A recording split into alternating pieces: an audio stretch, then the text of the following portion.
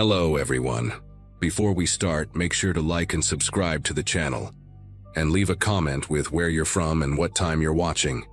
That way, YouTube will keep showing you stories just like this one. Now, let's begin. 2 months ago, I was still the kind of person who'd wake up at 4 a.m. on a Saturday just to catch sunrise from a mountain peak. I'd been hiking solo for about 6 years at that point, ever since my divorce left me with weekends to fill and a desperate need to clear my head. I worked as a pharmacy technician in Denver, spending 40 hours a week counting pills and dealing with insurance companies, so those weekend escapes into the Rockies kept me sane. That particular morning in early June started like hundreds of others. Protein bar breakfast in my Subaru Outback, checking my gear twice, and scrolling through all trails to pick my route. I settled on Copper Ridge Trail, a lesser-known path about 2 hours west of the city that promised decent elevation gain, and more importantly, solitude. The trailhead parking area only had 2 other vehicles when I arrived around 6:30 a.m. A beat-up Ford pickup with hunting stickers and a newer Toyota 4Runner with bike racks. Perfect, I thought, zipping up my pack and doing one last check of my supplies. I always carried these small orange ribbon markers in my pack, a habit I'd developed after getting turned around on an overgrown trail in Montana years earlier. Every 100 yards or so, especially at confusing junctions or where the trail got faint, I'd tie one around a branch at eye level. Some hardcore hikers probably think it's cheating or ruins the wilderness experience, but those little ribbons had saved me from spending unnecessary hours backtracking more than once.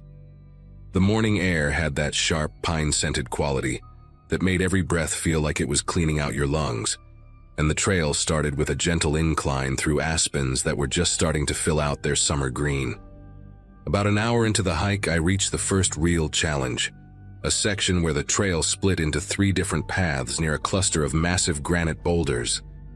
The main trail supposedly continued straight, but erosion and fallen trees had made all 3 options look equally legitimate. I tied one of my ribbons to a sturdy pine branch right at the fork, making sure it was visible from all angles, then took the middle path after checking my downloaded map. The trail got steeper here, switchbacking through dense forest where the morning sun barely penetrated the canopy. I placed another marker at a particularly confusing switchback where a game trail crossed the main path, and another where the trail curved sharply around a fallen log that blocked the obvious route. By 8 a.m., I'd gained about 200 feet in elevation and could catch glimpses of the valley below through gaps in the trees. The weird thing started when I stopped for water at a small clearing with a decent view to the east. While catching my breath and munching on some trail mix, I counted my remaining ribbons. I'd used 6 so far and had 14 left, which would be plenty for the remaining 4 miles to the summit and back. But when I glanced back down the trail I'd just climbed, I couldn't see my last marker. That didn't immediately worry me since the trail curved, but something made me walk back about 50 yards to check. The ribbon I'd tied at the sharp turn around the fallen log was gone. Not on the ground, not blown to a different branch, just gone. The branch I'd tied it to still had the small scrape mark where I'd pushed aside some bark to secure the knot, but the ribbon itself had vanished. I stood there for a minute trying to come up with logical explanations. Maybe a deer had eaten it, though I'd never heard of deer eating synthetic ribbon. Maybe another hiker took it down thinking it was litter. But the trail had been empty except for me all morning, and I hadn't heard anyone coming up behind me. The forest around me suddenly felt too quiet, that kind of stillness where you realize even the birds have stopped chirping. I told myself I was being paranoid and continued up the trail, but I started tying my ribbons with double knots and placing them more frequently. 20 minutes later, at the next switchback, I looked back again. This time I could clearly see where my previous marker should have been, a distinctive forked birch tree where I'd just tied a ribbon. Empty. The orange fabric was nowhere to be seen, and I knew for certain it had been there when I'd rounded the corner just minutes before. My pace picked up without me consciously deciding to move faster. Every 50 yards now I was tying a ribbon and looking back to check if the previous one was still there. They kept disappearing. Not all at once, but one by one. Always the one just out of sight, always removed cleanly without any remnants left behind. I started taking photos with my phone each time I placed a marker, partly for proof and partly because I was beginning to doubt my own memory. At 9:15 a.m., according to the timestamp on one photo, I tied a ribbon to a low juniper bush where the trail opened up to a rocky section. By 9:22 a.m., when I checked from the next rise, the juniper bush was bare. The rational part of my brain kept saying there had to be an explanation, but the primitive part, the part that had kept ancestors alive for thousands of years, was screaming at me to get out of there. The decision to turn back came when I reached a narrow section of trail that cut along a steep hillside, with thick brush on one side and a 30-foot drop on the other. It was the kind of spot where you had to watch your footing carefully, no room for error. I just finished tying a ribbon to a scraggly pine growing out of the rock face when I heard it. The distinct snap of a branch breaking somewhere in the brush above me. Not the random crack of deadfall or the light rustle of a small animal. This was deliberate, weight being placed wrong, like someone who'd misjudged a step. I stood completely still, heart hammering so hard I could hear it in my ears, scanning the dense undergrowth. Nothing moved, but I had the overwhelming sensation of being watched, that prickly feeling on the back of your neck that every human recognizes instinctively. That's when I decided to abandon the summit attempt and head back down immediately. Turning around on that narrow ledge took careful footwork, and that's when I made my mistake. My left boot caught on an exposed root I hadn't noticed, and suddenly I was falling sideways toward the drop. My pack shifted, throwing my balance completely off, and I went down hard, my right ankle rolling underneath me with a sickening pop. The pain shot up my leg like lightning, and I bit down on my own tongue to keep from screaming. I managed to grab onto the same scraggly pine where I'd tied my ribbon, pulling myself away from the edge, but when I tried to put weight on my ankle, it buckled immediately. I was hurt, alone, and at least 3 miles from my car with someone or something systematically removing my trail markers behind me. The ribbon I'd literally just tied to the pine tree was already gone, and I hadn't even heard anyone approach while I was falling. Crawling was my only option. I pulled myself forward using rocks and roots, dragging my useless right leg behind me. Every few yards I had to stop and listen, straining to hear footsteps or breathing over the sound of my own ragged gasps. The trail that had seemed so pleasant on the way up now felt endless and hostile. Loose rocks that I'd easily stepped over before now scraped my palms raw as I pulled myself across them. My phone showed 9:47 a.m. when I checked it with shaking fingers. I'd only made it about a quarter mile from where I'd fallen. At this rate, it would take me all day to reach the parking area, assuming whoever was out there didn't decide to do more than just remove ribbons. I kept checking behind me, expecting to see someone standing there, but the trail remained empty. Yet I could feel them, that presence just beyond the tree line, patient and deliberate. The worst part was passing the spots where I knew I'd placed markers earlier. Each empty branch or bush felt like a taunt, proof that someone had been following me step for step the entire morning. At the three-way split near the granite boulders, I had to stop and rest, my ankle throbbing with a deep, nauseating pain that made me dizzy. I pulled out my phone to call for help, but of course there was no signal. I'd known that going in, which was part of why I always marked my trails so carefully. I tried anyway, even attempting to send texts that showed failed to send over and over. That's when I noticed something that made my whole body go rigid. In the dirt near where I was resting, there was a boot print that wasn't mine. It was larger, maybe a men's size 11 or 12, with a distinctive waffle pattern on the sole. The print was fresh, the edges still sharp in the dusty soil, and it was facing toward me, like someone had stood right there, watching me crawl past. Pure adrenaline got me moving faster after that. I half crawled, half scooted down the trail, using my good leg to push while my arms pulled me forward. The sun was getting higher, and sweat stung my eyes, but I didn't dare stop to rest again. Every sound made me whip my head around. A pine cone falling, birds taking flight, wind through the branches. All of it felt like him getting closer. Around 11 a.m., I heard voices ahead and almost cried with relief. Two women with hiking poles rounded the corner, chatting about their weekend plans, and their faces went pale when they saw me. I must have looked insane, covered in dirt and blood, dragging myself along the ground. I gasped out something about falling and needing help, and they immediately sprang into action. One of them, a nurse named Beth, stabilized my ankle with a makeshift splint, while the other ran ahead to get cell service and call for help. The search and rescue team found me about an hour later, and I was airlifted to the nearest hospital. Severely sprained ankle, they said, along with dehydration and numerous cuts and bruises. When I told the ranger about someone removing my trail markers, he took notes but seemed skeptical. No one else had reported anything unusual on that trail, he said. But here's what haunts me. When they went back the next day to investigate, they found something.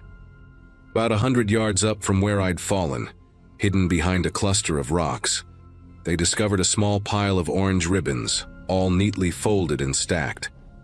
23 of them, according to the report. I'd only placed about 15 markers that day. The others must have been from previous hikers, collected over who knows how long.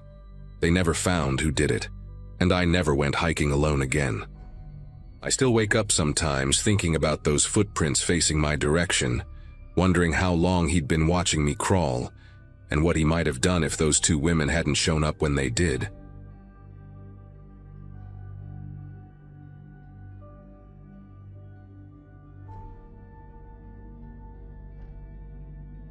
The drive up to Grandpa Eugene's old hunting cabin took me and my cousin Jake about 6 hours from Cincinnati that Friday in early October. I was 28 then, working as an electrician downtown, and Jake had just turned 31, running his own landscaping business. We hadn't seen each other much since Grandpa passed away 14 months earlier, but when the family decided someone needed to tear down that rotting cabin before winter, we both volunteered. The place sat on 40 acres of wooded property up in the hills of eastern Kentucky, about an hour from the nearest town with a gas station. Grandpa had built it himself in 1973, using timber from the property and whatever materials he could haul up that winding dirt road. I spent maybe a dozen weekends there as a kid, learning to track deer and clean fish, listening to his stories about the old days while the wood stove crackled and popped. Jake brought his work truck loaded with sledgehammers, crowbars, and a chainsaw, while I hauled up a trailer to carry away the salvageable lumber. The cabin looked worse than I remembered. The roof had partially caved in last winter, and vines had crawled up through the broken windows, wrapping around the support beams like green fingers. We started with the easy stuff, ripping out the old furniture and appliances, tossing everything into a burn pile we'd deal with later. Around 3 in the afternoon, we began attacking the floorboards with crowbars, planning to work our way down to the foundation. The wood came up easier than expected, most of it soft with rot and termite damage. That's when Jake's crowbar hit something that made a strange scraping sound. Not wood against nail, but metal against something else entirely. We cleared away more boards, and underneath the floor joists, right where the kitchen used to be, we found a metal box about the size of a shoebox, wrapped in what looked like oilcloth. Jake reached down to grab it, but I noticed something else. The dirt around the box had been disturbed, and there were these white fragments mixed in with the soil. I grabbed one, thinking it might be a piece of broken pipe or maybe old ceramic. But when I held it up to the fading afternoon light coming through the collapsed roof, I could see the porous texture, the slight curve. Jake saw my face change and asked what was wrong. I told him these weren't pipes or pottery shards. They were bones, and from the size and shape they looked human, maybe pieces of ribs or fingers, I couldn't tell for sure. Jake wanted to call the police right away, but we had no cell service up there, and the nearest landline was at the Garrison family's farm, about 12 miles back down the mountain. We decided to keep working until dark, then drive down to make the call. But as we pulled up more floorboards, we found more bones scattered throughout the foundation. Not a complete skeleton, just fragments here and there, like someone had deliberately spread them out. The metal box sat on the tailgate of Jake's truck, still wrapped in that oilcloth. Neither of us wanted to open it. The sun was getting low, painting everything orange and casting long shadows through the trees. We figured we had maybe an hour of daylight left, enough time to clear a bit more floor and then head down to the garrison's place. That's when the first light appeared. It started as a pale blue glow, maybe 50 yards into the woods, hovering about 10 feet off the ground. At first I thought it was someone with a flashlight, maybe a hunter setting up an early camp, but the light didn't move like a flashlight. It pulsed, growing brighter and dimmer in a steady rhythm, like breathing. Jake saw it too, and we both stopped working, just watching this thing float between the trees. Then another one appeared further back, this one more greenish, doing the same pulsing motion. Within minutes, there were maybe 7 or 8 of these lights, all different colors. Blue, green, yellow, even a deep purple one that hurt to look at directly. They weren't making any sound, just floating there, pulsing in and out. Jake grabbed his phone to try recording them, but the screen kept glitching out, showing nothing but static whenever he pointed it toward the lights. The temperature dropped suddenly. I could see my breath even though it had been almost 60 degrees all day. The lights started moving then, not toward us exactly, but in a slow circle around the cabin, maintaining that same distance, like they were examining us, or the cabin itself. I noticed our truck's radios had turned on by themselves, both scanning through stations but picking up nothing except this low humming sound that made my teeth ache. We didn't talk, didn't move, just stood there in what was left of Grandpa's cabin, watching these impossible lights circle us like predators sizing up prey. Then we heard it. Footsteps above us, heavy and deliberate, like someone in work boots walking across a floor. Except there was no second floor anymore. It had collapsed years ago. The footsteps moved from one end of the cabin to the other, and bits of dust and old insulation fell through the gaps in what remained of the ceiling. Each step made a distinct creaking sound, as if someone was walking on solid floorboards that simply weren't there. Jake whispered that we should run for the trucks, but I couldn't move. My legs felt like they were made of concrete. The metal box on the tailgate started rattling, shaking violently against the truck bed, even though there was no wind. That oilcloth wrapping began to unravel on its own, peeling away in strips. Through the gloom, I could see the box was made of copper, green with age, and it had symbols carved into it. Not letters or anything I recognized, but these intricate patterns that seemed to shift and change when I wasn't looking directly at them. The footsteps stopped directly above us. In the silence that followed, we could hear something else. A wet, rhythmic sound, like someone trying to breathe through liquid. The lights in the woods had stopped circling and were now perfectly still, all focused on the cabin, their combined glow casting everything in this sickly, shifting rainbow of colors. Jake finally broke out of his paralysis and grabbed my arm, pulling me toward his truck. But as we moved, the bones we'd found earlier started vibrating in the dirt, rattling against each other like wind chimes made of calcium. Some of them began rolling toward the center of the foundation, gathering in a pile directly below where the footsteps had stopped. The copper box flew open with a metallic shriek, and inside was a small leather journal and what looked like a human tooth. But the tooth was wrong, too long with multiple roots that twisted together like a braid. Jake managed to get us to his truck, and we both scrambled inside. He turned the key, but the engine just made this grinding noise, like metal scraping against stone. The dashboard lights flickered on and off, and the radio kept cycling through that same humming frequency. Through the windshield, we watched as something began forming above the cabin ruins. Not solid, but like heat shimmer in reverse, pulling the colored light from the woods into a vaguely human shape. It must have been 12 feet tall, with arms that hung down past where its knees should be. The thing had no face, just a smooth surface where features should be, but somehow I knew it was looking at us. The leather journal from the copper box suddenly flew through the air and landed on the hood of Jake's truck, pages flipping wildly even though we were inside with the windows rolled up. I grabbed the journal through the driver's side window while Jake kept trying to start the truck. The pages were filled with Grandpa Eugene's handwriting, but the words didn't make sense at first. They were in English, but arranged in patterns that hurt to read, like my brain couldn't process the sentences properly. One page had a date, August 1974, a year after he built the cabin. The entry talked about finding something in the ground while digging the well, something that wore the mountain's first face, and remembered when the stars were arranged differently. He wrote about making a deal, about feeding it bone meal from the butcher shop in town every full moon to keep it sleeping. The last entry was from 3 weeks before he died. Can't make the drive anymore. It's waking up. God forgive me for what I've brought here. Whoever finds this, burn everything and salt the earth. Don't let it remember what it was. The moment I read those words aloud, everything stopped. The lights in the woods blinked out simultaneously, plunging us into complete darkness except for the weak dome light in the truck. The tall figure above the cabin began to collapse in on itself, folding and contracting until it was just a dark mass hovering over the bone pile. Jake's truck suddenly roared to life, headlights blazing. Without discussing it, we both knew what to do. I jumped out and grabbed the gas can from my truck, while Jake found the road flares in his emergency kit. We doused the entire cabin foundation in gasoline, threw the copper box and the journal into the center, and lit it up.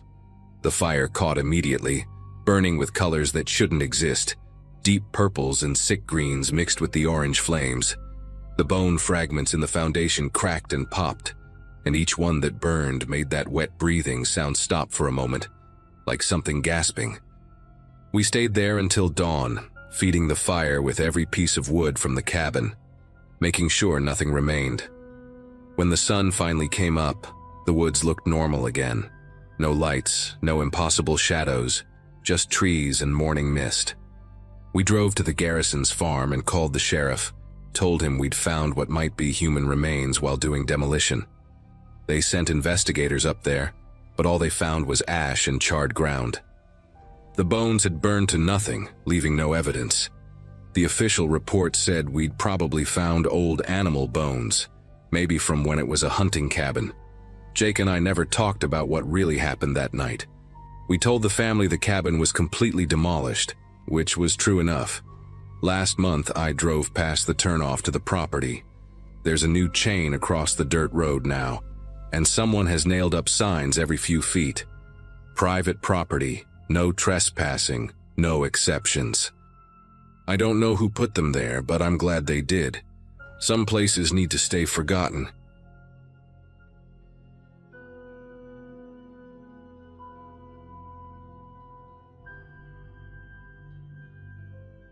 I was 23 that August, fresh out of college with a forestry degree and absolutely determined to prove I could handle the backcountry solo.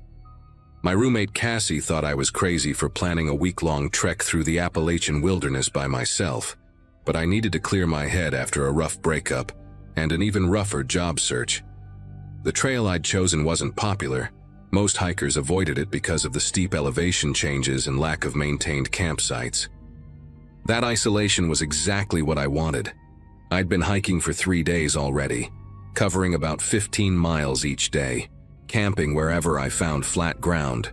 The forest was thick with old-growth pine and oak, and I hadn't seen another human since the parking area, where I'd left my beat-up Jeep Cherokee. The first fence appeared around noon on that 4th day, maybe 8 miles from where I'd started that morning. At first I thought it was just debris caught in the trees. You see all kinds of trash in the woods, unfortunately. But when I got closer, I realized someone had deliberately stretched rough twine between 2 massive oak trees, creating a barrier about chest-high across the trail. Hanging from the twine were small bundles of what looked like chicken bones, bleached white from the sun, and tied together with more twine into little crosses and triangles. Each bundle was spaced exactly the same distance apart, maybe a foot between them, and they clinked together in the breeze, making this hollow musical sound that made the hair on my arms stand up. The whole thing stretched for maybe 20 feet before disappearing into the underbrush on either side of the trail. I ducked under it, trying not to disturb the bones, and kept hiking, but I couldn't stop thinking about how precisely those bundles had been arranged. 20 minutes later, I found another one. This fence was different though. The bones were larger, maybe from deer or wild boar, and someone had carved symbols into them. Not letters or anything I recognized, just these deep grooves forming spirals and zigzag patterns that must have taken hours to create. The twine here was newer, still rough and hairy, probably hemp or jute, and it was wrapped around the trees so many times it had cut grooves into the bark. What really got me was the smell. This thick, oily stench like rotting meat mixed with pine sap that hung in the air around the whole construction. I pulled my shirt up over my nose and hurried past, but I could taste it in the back of my throat for the next mile.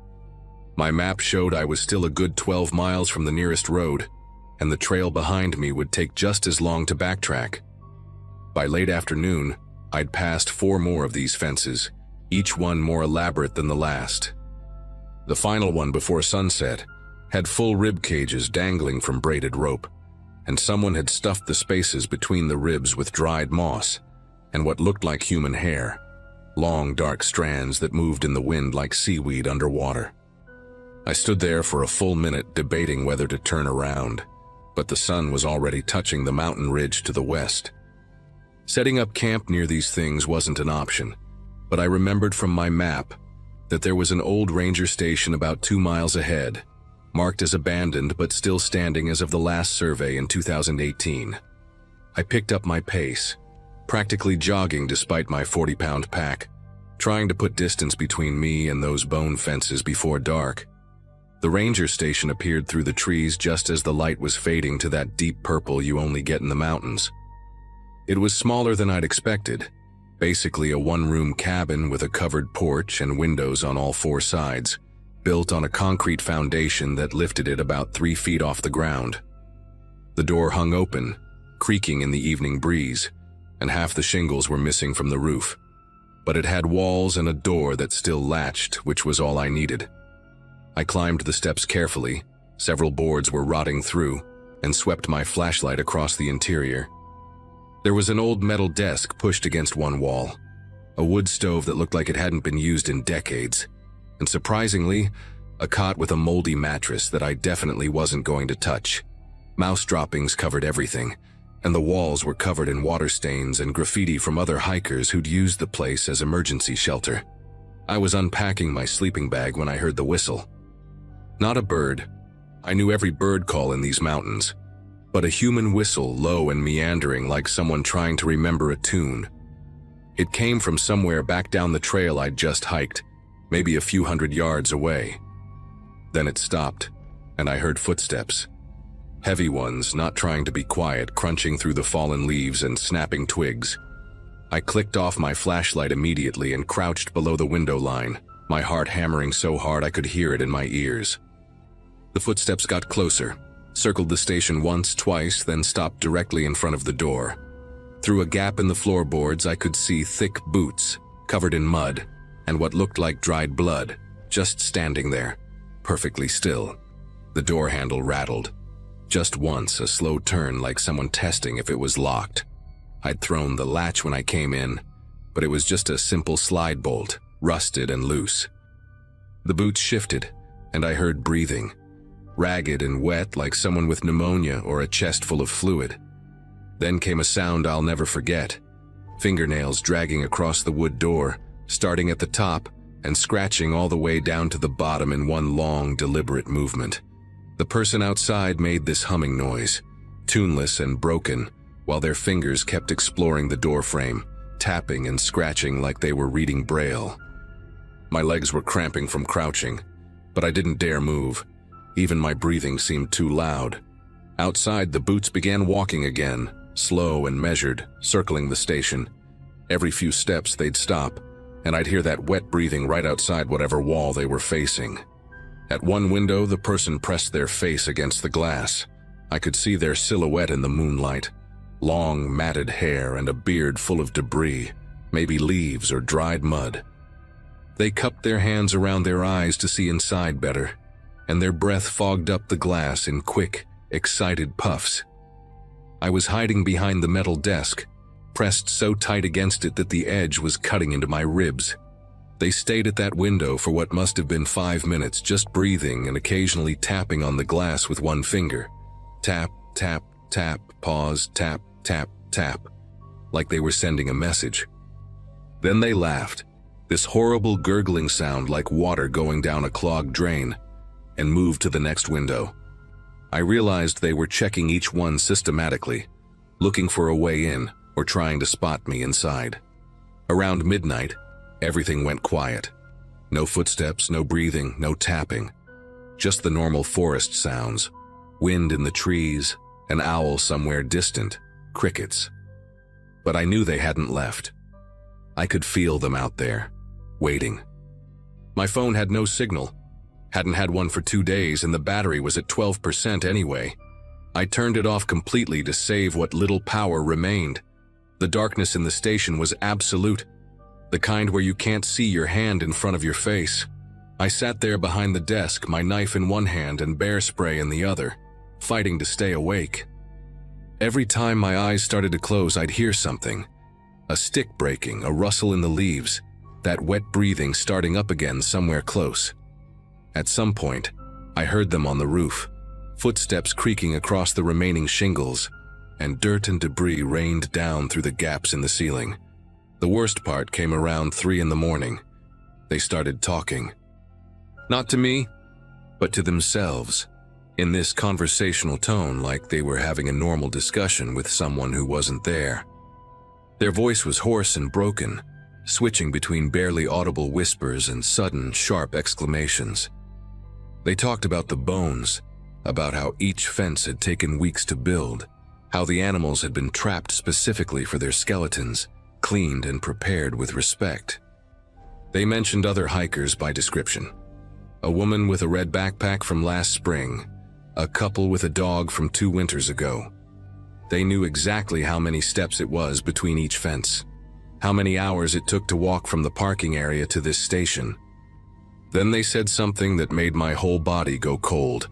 They described my tent, the blue and gray one I'd pitched the last 3 nights, mentioned the freeze-dried pad thai I'd eaten for dinner 2 days ago, the creek where I'd filtered water yesterday morning. They'd been watching me since I started the trail.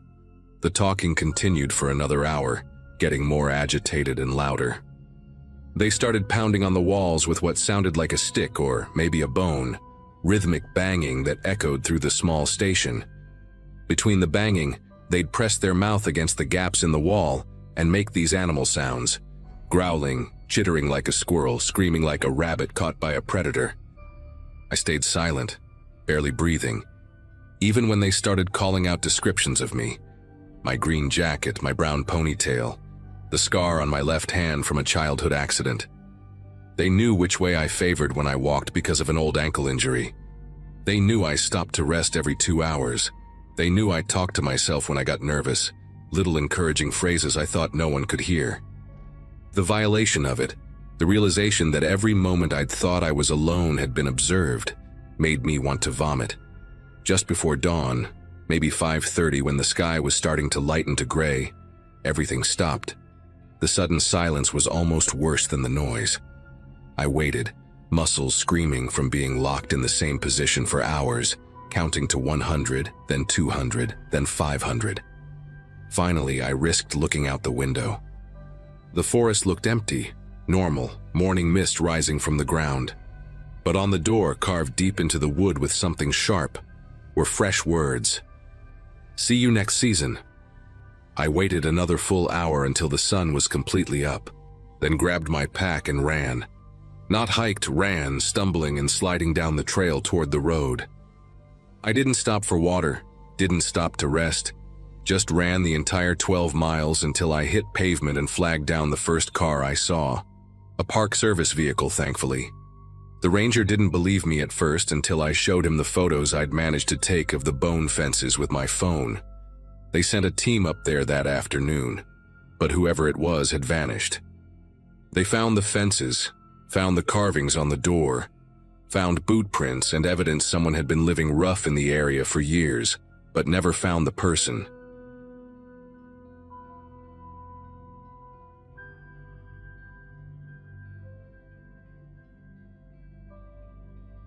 5 months ago, I drove my old Chevy pickup to the Cascade Mountains in Oregon for what was supposed to be a 3-day solo camping trip.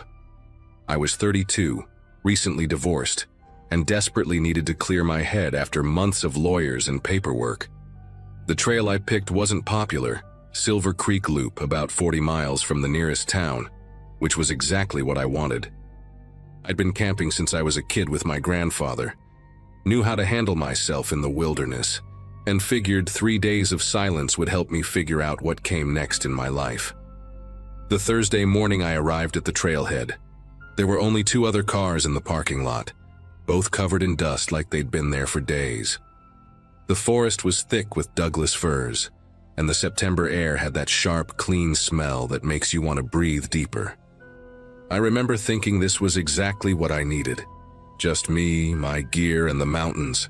About 4 hours into the hike, maybe 7 miles from where I'd parked, I spotted something through the trees that wasn't on my map. It was an old lean-to shelter, the kind hikers sometimes build illegally and abandon, tucked between 2 massive boulders about 50 yards off the main trail. The thing looked ancient, weathered planks, a rusted tin roof half collapsed on one side, and moss growing up the support posts. But what made me stop and stare was the message spray-painted across the largest plank in faded red letters. "Do not sleep here after dark. He watches." The words had probably been there for years, the paint cracking and peeling, but still readable enough to make the hair on my arms stand up. I walked closer, curious despite the warning, and found more writing inside. Dozens of names and dates carved into the wood, some going back to the 80s. The newest one I could find was from 2017, just a name. Kevin Fuller, with what looked like tally marks next to it, 23 of them carved deep into the beam. I set up camp about 300 yards from the shelter, far enough that I couldn't see it through the trees, but close enough that I kept thinking about it. The spot I chose was perfect. A flat clearing near a stream, surrounded by tall pines that would block the wind. As I pitched my tent, a bright orange North Face 2-person that I'd bought for trips with my ex-wife, I couldn't stop glancing toward where I knew the shelter was. The rational part of my brain kept saying it was just some hiker's idea of a prank. Maybe someone trying to keep a good shelter to themselves by scaring others away. But there was something about those tally marks that bothered me. Were they days, nights, something else? By the time I had my camp set up, tent staked down, bear canister hung from a tree branch, cooking gear arranged on a flat rock, the sun was already starting to dip behind the mountain peaks. The temperature dropped fast, maybe 20 degrees in an hour, and I found myself putting on my fleece jacket earlier than expected. I cooked dinner on my portable stove, freeze-dried beef stroganoff that tasted like cardboard soaked in gravy, and tried to enjoy the sunset. The sky turned this incredible purple-orange color that you only see in the mountains, and for a while, I actually forgot about the shelter. I sat on a log sipping instant coffee from my thermos, listening to the stream and the wind moving through the trees. Around 8 o'clock, just as the last light was fading, I heard something that made me pay attention. It was footsteps, deliberate and slow, crunching through the undergrowth somewhere between my camp and the shelter. Not the quick, light steps of a deer or the shambling of a bear. These were human footsteps, and they were moving in a circle around my camp, staying just outside the ring of light from my LED lantern. I called out, "Hello? Someone there?" But the footsteps stopped immediately. I waited, straining to hear over my own heartbeat, but there was nothing except the sound of the stream and the occasional crack of a branch in the distance. I sat there for maybe 20 minutes, barely moving, just listening. Every small sound made my muscles tense. A pine cone falling, the wind rustling leaves, my own sleeping bag shifting in the tent behind me. Then the footsteps started again, this time on the opposite side of my camp, still maintaining that same careful distance. Whoever it was knew exactly how far the light reached and stayed just beyond it. I grabbed my flashlight, one of those heavy mag lights that doubles as a weapon if needed, and swept the beam through the trees. Nothing. Just dark trunks and shadows that seemed to move when the light hit them. The footsteps stopped again the moment my flashlight turned on. I kept the beam moving, checking every gap between the trees, every bush that was big enough to hide someone. My mouth was completely dry, and I realized I'd been breathing through it shallow and quick. The logical thing would have been to pack up and hike out, but it was pitch black now. The trail was rough even in daylight, and I kept telling myself I was overreacting. Probably just another hiker, maybe someone who was socially awkward or didn't want to interact. Mountain people could be strange sometimes. I decided to act normal, like I wasn't bothered, hoping whoever it was would just move on. I cleaned up my cooking gear, making more noise than necessary, even humming some old Springsteen song my dad used to play on road trips. But the whole time, I could feel eyes on me. That primitive sensation that makes the small hairs on your neck stand straight up. When I finally crawled into my tent around 9:30, I made sure to zip it up tight and kept the mag light right next to my sleeping bag. I lay there in the dark, fully dressed except for my boots, listening to every sound outside. For about an hour, everything was quiet except for the normal forest noises. An owl somewhere up the mountain, the stream gurgling, wind through the branches. Then, around 10:30, I heard the zipper on my backpack being pulled. The pack was leaning against a tree about 10 feet from my tent, and the sound was unmistakable. That specific metallic whisper of a zipper moving slowly, tooth by tooth.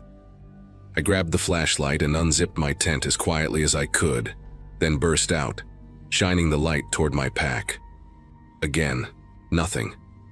But my backpack was open, and my stuff was pulled out and arranged in a perfect line on the ground. Water bottles, first aid kit, rope, everything laid out like someone was taking inventory. I started throwing everything back into my pack, my fingers fumbling with the straps and zippers. The beam from my flashlight kept jumping around as I worked, creating crazy shadows that made everything worse. That's when I noticed my map was missing, the topographical one I'd been using to navigate the trail. I always kept it in the side pocket of my pack, folded the exact same way, but it was gone. I searched through everything twice, even checked inside my tent, but it wasn't there. Someone had taken it, which meant they wanted me to stay lost, or at least confused about my location. I stood there in the dark, trying to think clearly while every instinct screamed at me to run. The trail back to my truck was 7 miles of rough terrain, impossible to navigate safely without light, and now without my map, I'd be gambling on my memory. I decided to stay put until dawn, but I wasn't going to sleep. I dragged my pack inside the tent, put my knife, a 6-inch fixed blade I used for camping tasks, on my chest, and sat up with my back against my rolled-up sleeping pad, flashlight in one hand, watching the thin nylon walls of my tent, like they could actually protect me from whatever was out there. For the next 2 hours, whoever it was played games with me. They'd tap on different sides of the tent with what sounded like a stick, 3 taps, then silence, then 3 taps somewhere else.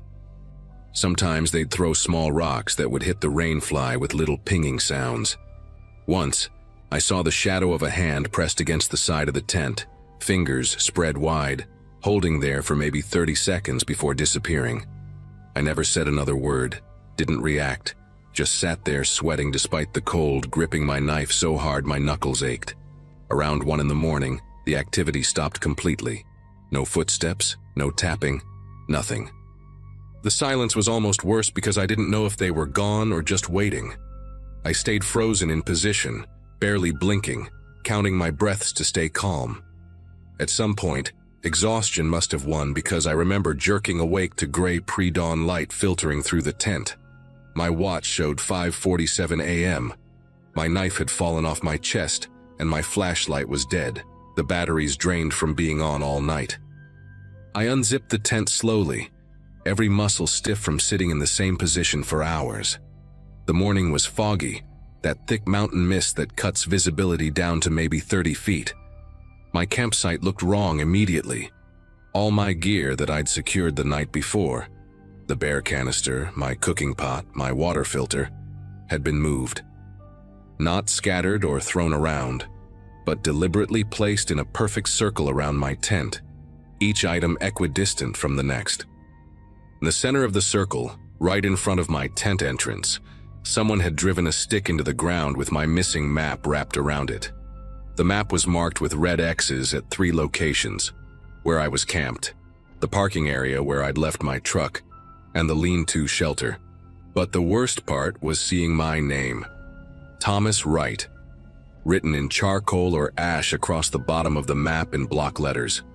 I'd never told anyone on this trail my name. My parking permit only showed my license plate, and I'd paid cash at the ranger station.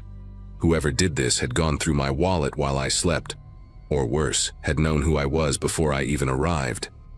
I packed everything in less than 10 minutes, shoving gear into my pack without any organization, just wanting to get out of there. But something made me walk back to the shelter before leaving. Maybe stupidity, maybe the need to understand what had happened. The fog made everything feel dreamlike and unreal as I pushed through the wet branches. When I reached the shelter, I saw fresh writing on the wall, still dripping like it had been done minutes before. In the same red paint as the original warning, someone had added my name to the list of carved names inside, with a single tally mark next to it. Below that, written in what looked like mud or dirt, were the words, "One night survived, don't come back." My gear had been stacked neatly inside the shelter too. Items I hadn't even realized were missing. My backup headlamp, my emergency whistle, even the power bar I'd kept in my jacket pocket. Each item was placed precisely on a wooden shelf someone had built recently, the wood still fresh and white where it had been cut. The hike back to the trailhead was the longest 7 miles of my life. I practically ran when the trail was clear enough, stumbling over roots and rocks, looking behind me every few seconds. The fog lifted around 8 in the morning, but that just made me feel more exposed. Every sound made me whip around. A branch breaking, birds taking flight. Even my own breathing echoed strange in my ears. About halfway back, I found something that made me stop dead. On a tree right next to the trail, at exactly eye level, someone had carved "See you next year, Thomas" into the bark. The carving was fresh, sap still oozing from the cuts. I took a photo with my phone, the only proof I had that any of this was real, and kept moving. When I finally saw my truck through the trees, still parked where I'd left it, I almost cried from relief. But as I got closer, I noticed something tucked under the windshield wiper. It was a folded piece of paper, weathered and yellowed like it had been saved for years. Inside was a list of names and dates going back decades, all with tally marks next to them.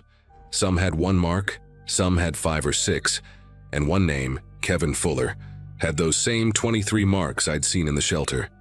At the bottom, in fresh ink, was my name with that single tally mark. I drove straight home, didn't stop except for gas, didn't even call anyone until I was back in my apartment in Portland. I tried to research the shelter, the trail, anything about other hikers having similar experiences, but found nothing online. The ranger station said they'd never heard of any shelter on that trail when I called them. I even reached out to someone named Kevin Fuller on Facebook, found a guy who lived in Oregon, right age to have been hiking in 2017. His profile was normal, family photos, work stuff, but he never responded to my messages. 3 weeks later, I got a package with no return address. Inside was my emergency whistle, the one I thought I'd packed when I left, but must have been left behind. Attached was a note. "You forgot this, see you September, KF. I haven't been back to those mountains, and I won't ever go back." But every September, I get a postcard with no message, just a photo of that shelter and another tally mark added next to my name. This year will be the 5th one. I don't know what happens to people who go back, but I think about those 23 marks next to Kevin Fuller's name, and I know I don't want to find out.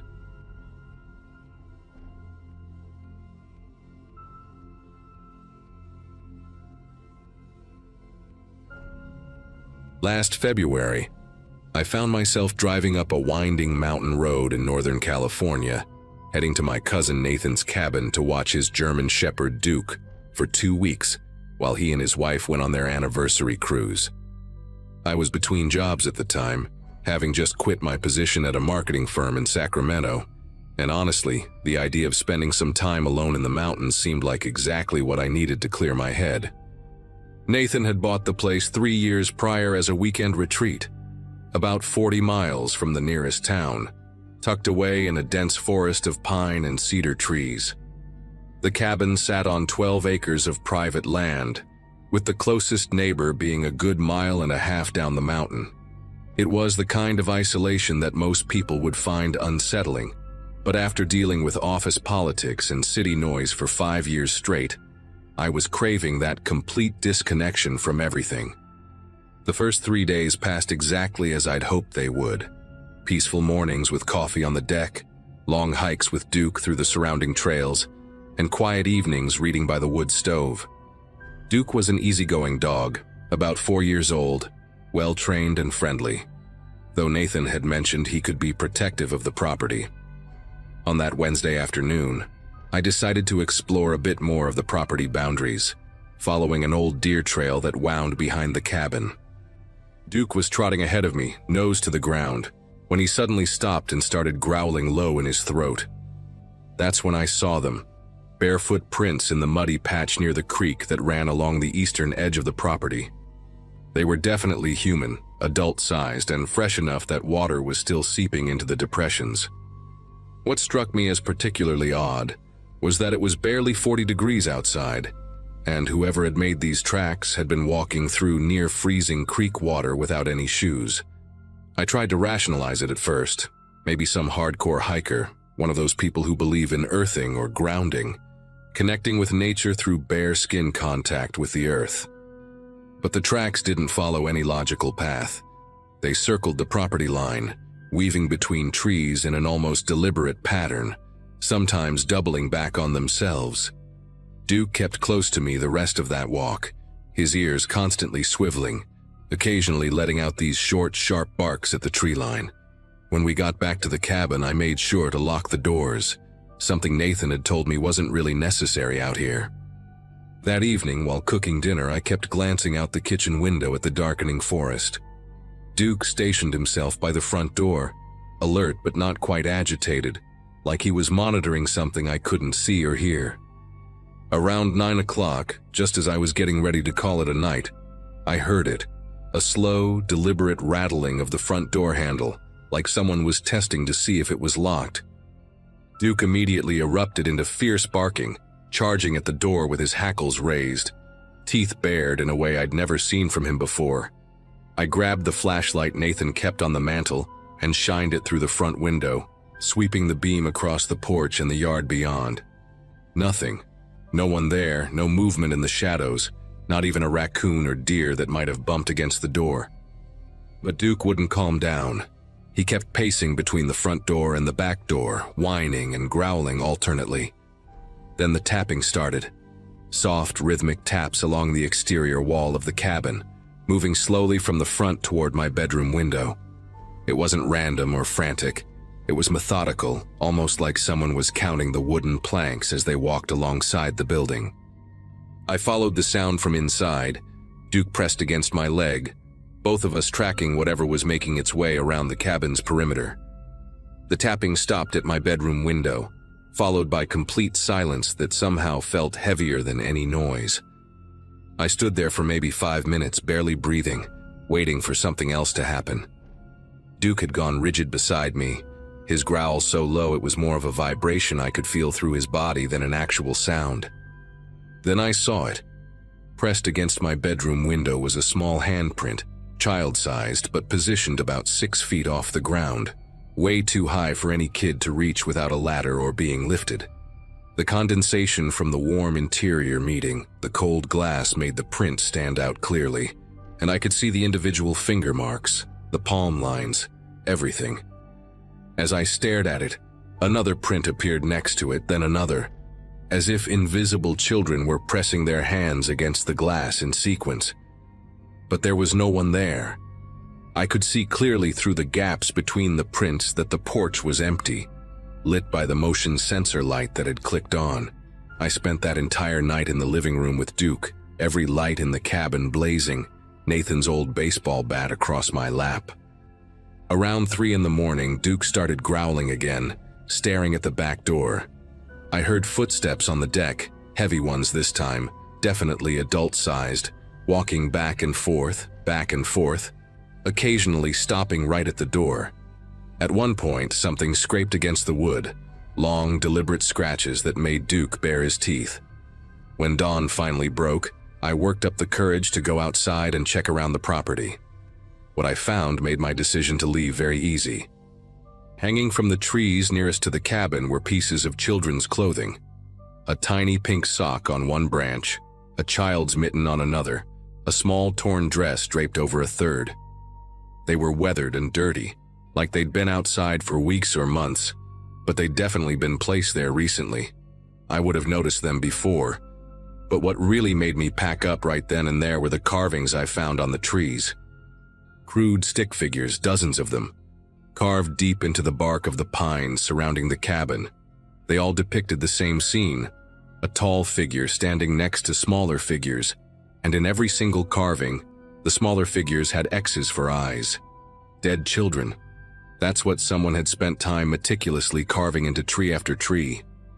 Some of the carvings looked fresh, the exposed wood still pale and oozing sap, while others seemed older, darkened with age. On one particularly large pine, someone had carved what looked like a calendar or tally marks, groups of 5 lines with a diagonal slash through them, over and over, filling up a section of trunk about 3 feet high. I counted 47 groups before Duke started pulling at his leash, desperate to get back inside. As we hurried back to the cabin, I noticed more clothing items I'd missed in my initial shock. A child's shoe dangling from fishing line, a small winter hat nailed to a trunk, a pair of tiny overalls stretched between 2 branches like some sick banner. I threw everything into my car in less than 20 minutes, Duke already in the back seat, engine running. But when I went back inside to do a final check and grab Duke's food bowl, I found something that still haunts me. On the kitchen table, which had been clear when I'd run outside an hour earlier, sat a neat row of items. 5 baby teeth, a lock of blonde hair tied with a faded ribbon, a tarnished child's ring, and a Polaroid photograph so water-damaged I could barely make out the image of what might have been a group of children. Underneath it all was a piece of birch bark with more stick figures carved into it, but this time there was one figure clearly meant to be a dog, and next to it, a taller figure with long scratches for hair. Me. Someone had been inside the cabin while I was discovering their grotesque art gallery outside, close enough to watch me, to know what I looked like, what Duke looked like, and they'd left me this message, this warning, or maybe this invitation. I still don't know which. I grabbed Duke's bowl and ran to the car, not even bothering to lock the cabin door behind me. The drive down the mountain was a blur of tight turns and gravel spraying from my tires. Duke whined in the back seat, picking up on my panic, and I kept checking the rearview mirror, expecting to see someone following us, but the road remained empty. About halfway down, my phone finally got signal again, and it exploded with missed calls and texts from Nathan.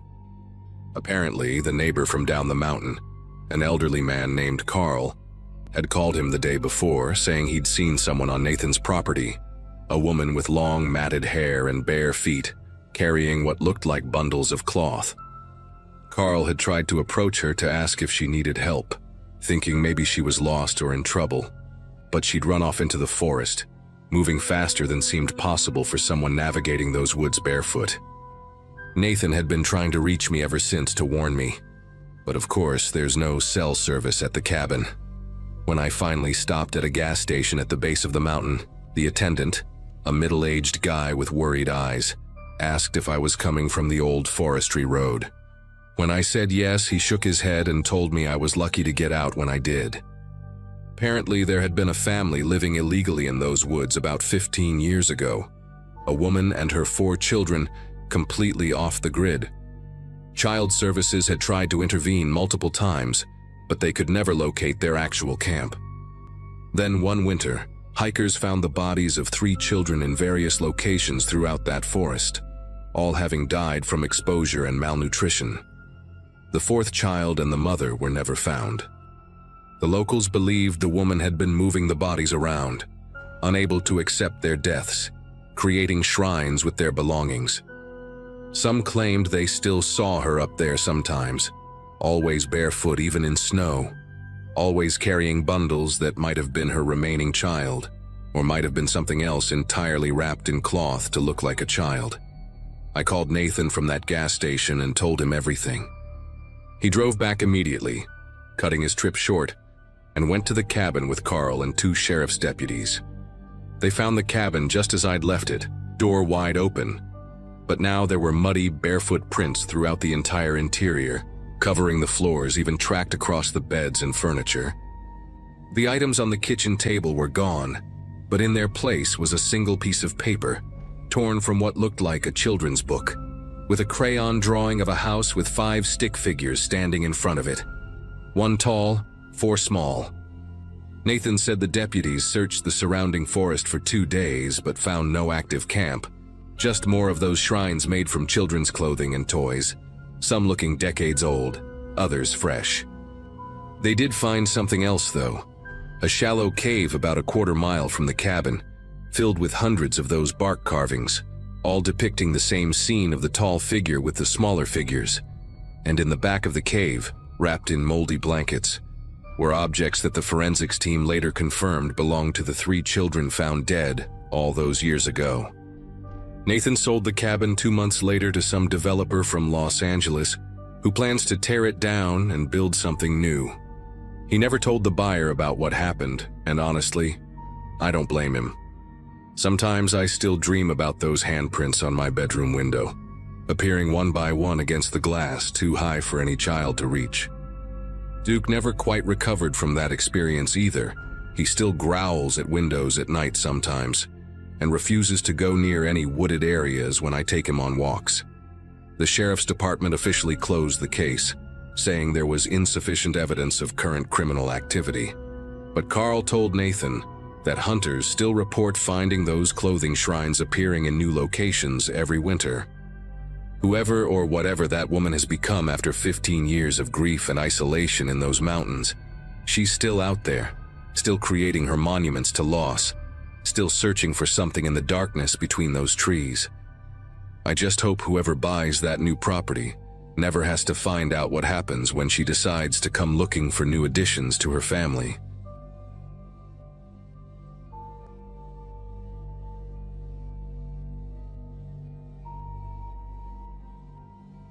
I'd been freelancing as a graphic designer for about 2 years when everything fell apart in early 2022. My biggest client dropped me without warning. My roommate moved out, leaving me with double rent, and my laptop died the same week. By March, I was desperate for a break, and searching rental sites at 2 a.m. became my new habit. That's when I found the listing, a cabin in the Appalachian foothills of Tennessee for $200 a week, utilities included. The photos showed a modest wooden structure with a stone chimney, surrounded by pine trees, and the description mentioned rustic charm and perfect for creative retreats. The owner, who went by Green Mountain Rentals, had 0 reviews but responded to my inquiry within minutes, sending payment instructions through the app. The drive from Nashville took me through towns that got smaller and quieter until I was following a narrow road that my GPS kept losing track of.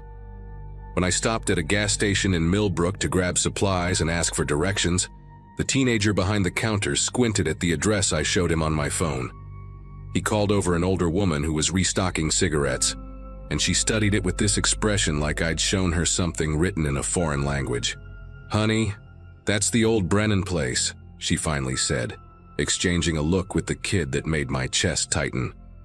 "Nobody's been up there since." Well, must be going on 30 years now. The family just left one day, never came back. I laughed nervously and explained about the rental listing, showing them the confirmation email. But they just kept giving me these concerned looks that made me want to get back in my car and drive home. But I'd already paid for 2 weeks up front, and honestly, the idea of returning to my overpriced apartment with its stack of overdue bills felt worse than whatever weirdness these locals were projecting onto an old house.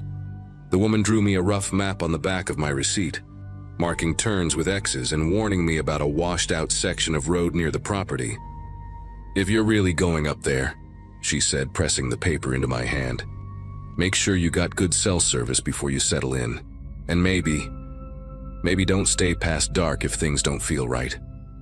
The kid nodded along, adding that his uncle used to hunt those woods but stopped going after he kept finding fresh campfire remains, even though nobody ever saw other hunters or hikers in the area. I thanked them, bought extra batteries for my flashlight, and continued driving, telling myself that small towns always had their ghost stories and local legends. The cabin sat at the end of a dirt driveway so overgrown with blackberry vines that they scraped against my car doors like fingernails. But the structure itself looked exactly like the photos. Weathered wood siding, stone chimney, even the same green metal roof, though it was covered in pine needles and oak leaves. The key was in a lockbox attached to a fence post, just like the owner had messaged me. And when I turned it in the front door, the mechanism clicked smoothly like it had been recently oiled. Inside, everything was surprisingly clean. No dust, no cobwebs, just the stale smell of a place that hadn't been aired out in a while. The furniture looked frozen in time, lots of heavy wooden pieces and a plaid couch that screamed 1990s, but someone had definitely prepared it for a renter. Fresh sheets on the bed, new soap in the bathroom, even a welcome basket on the kitchen counter with instant coffee and packaged cookies. I spent the afternoon unpacking and setting up my workspace near the window that overlooked the woods. The internet connection was actually decent, which surprised me given how remote the place was, and I managed to get some design work done before the sun started setting. Around 7 p.m., as I was heating up a can of soup on the old electric stove, I noticed something that made me pause. The inside of the front door had a padlock latch that hadn't been there when I'd arrived. I was certain of it, because I'd propped the door open earlier to air out the musty smell. The metal looked brand new, still had that hardware store shine to it, and the screws in the wood frame were so fresh I could smell the disturbed pine. I walked around checking the windows and found similar latches on all of them, each with a shiny padlock hanging open, keys still in them. The weird part was they were all installed to lock from the inside, like they were meant to keep something out rather than trap someone in. I tried calling the rental owner through the app, but my messages weren't going through. They just sat there with that pending status even though I had 3 bars of service. The rational part of my brain kept saying there had to be an explanation. Maybe the owner had been doing security upgrades and forgot to mention it.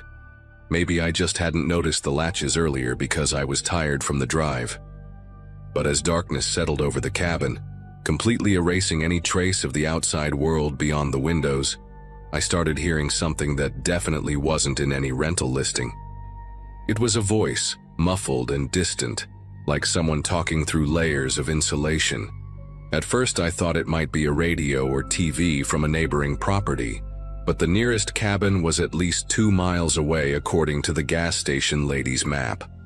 The sound was coming from below, somewhere under the floorboards, and it had the rhythm of a conversation. Pauses, responses, sometimes what sounded like quiet laughter. I got down on my knees in the living room, pressing my ear against the worn hardwood, and the voices became clearer, though still impossible to make out actual words. There were at least 3 distinct tones. One higher, almost melodic, another deeper and monotonous, and a third that would interrupt with short bursts like it was agreeing or disagreeing. The floorboards were cold against my cheek, way colder than they should have been given the mild spring weather, and they had this subtle vibration like when you put your hand on a washing machine during the spin cycle. I followed the sounds toward the kitchen, crawling on all 4s, probably looking insane if anyone could see me, until I reached a section where the boards had a different pattern, newer looking, with tighter grain and darker stain.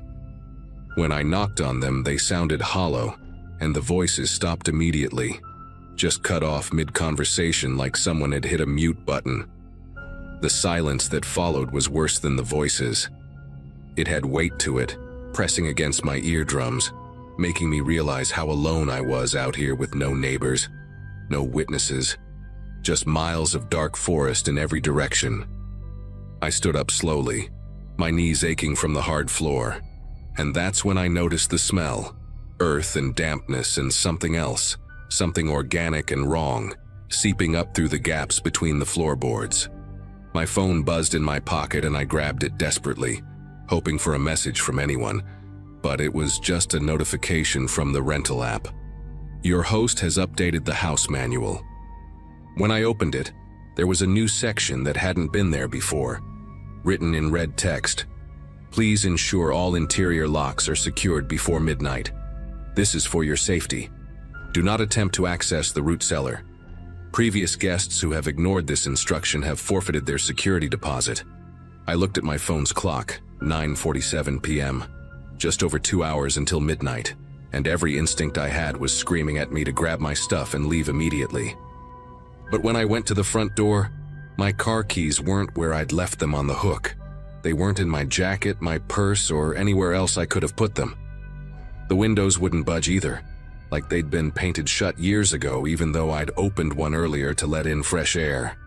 The voices under the floor started up again, louder this time, and now I could hear footsteps, multiple sets, pacing back and forth in what had to be a room or cellar directly beneath where I stood.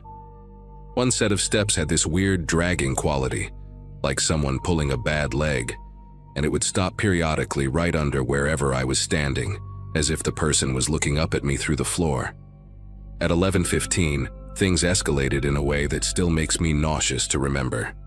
The padlocks on the windows started closing on their own, one by one, the metallic clicks echoing through the cabin like countdown timers. I watched the one in the kitchen swing shut by itself, the key turning and then falling out onto the floor with a tiny ping. When I rushed to grab it, the metal was so cold it burned my fingers, and I dropped it immediately.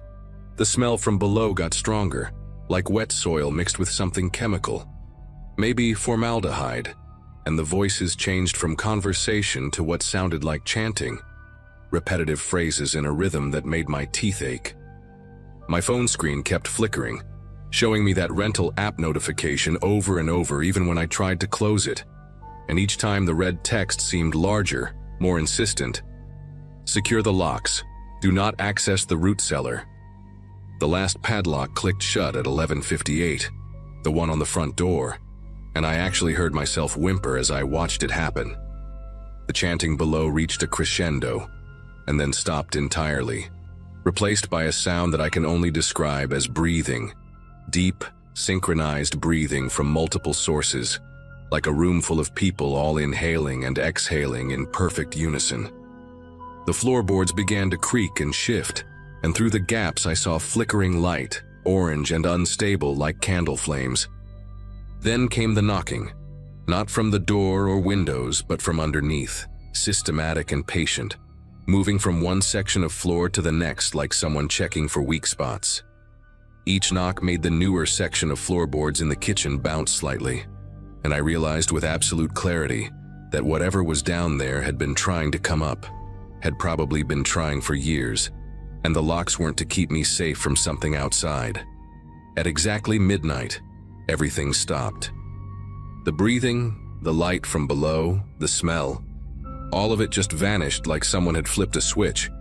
My phone worked normally again, my car keys were sitting on the kitchen counter where I'd apparently left them, and the padlocks hung open on their latches like they'd never been closed. I didn't even pack my stuff, just grabbed my keys and ran to my car, driving those dark mountain roads way too fast while checking my mirrors constantly. When I finally got cell service again near Millbrook, I had 17 missed calls from a number I didn't recognize. The voicemail was just static, but underneath it, I could hear that same synchronized breathing from the cabin. I drove straight through to Nashville, moved in with my sister that same week, and never responded to the rental owner's messages asking me to rate my stay. 2 months later, I saw the same cabin listed again, same photos, same price, but this time the description included a new line.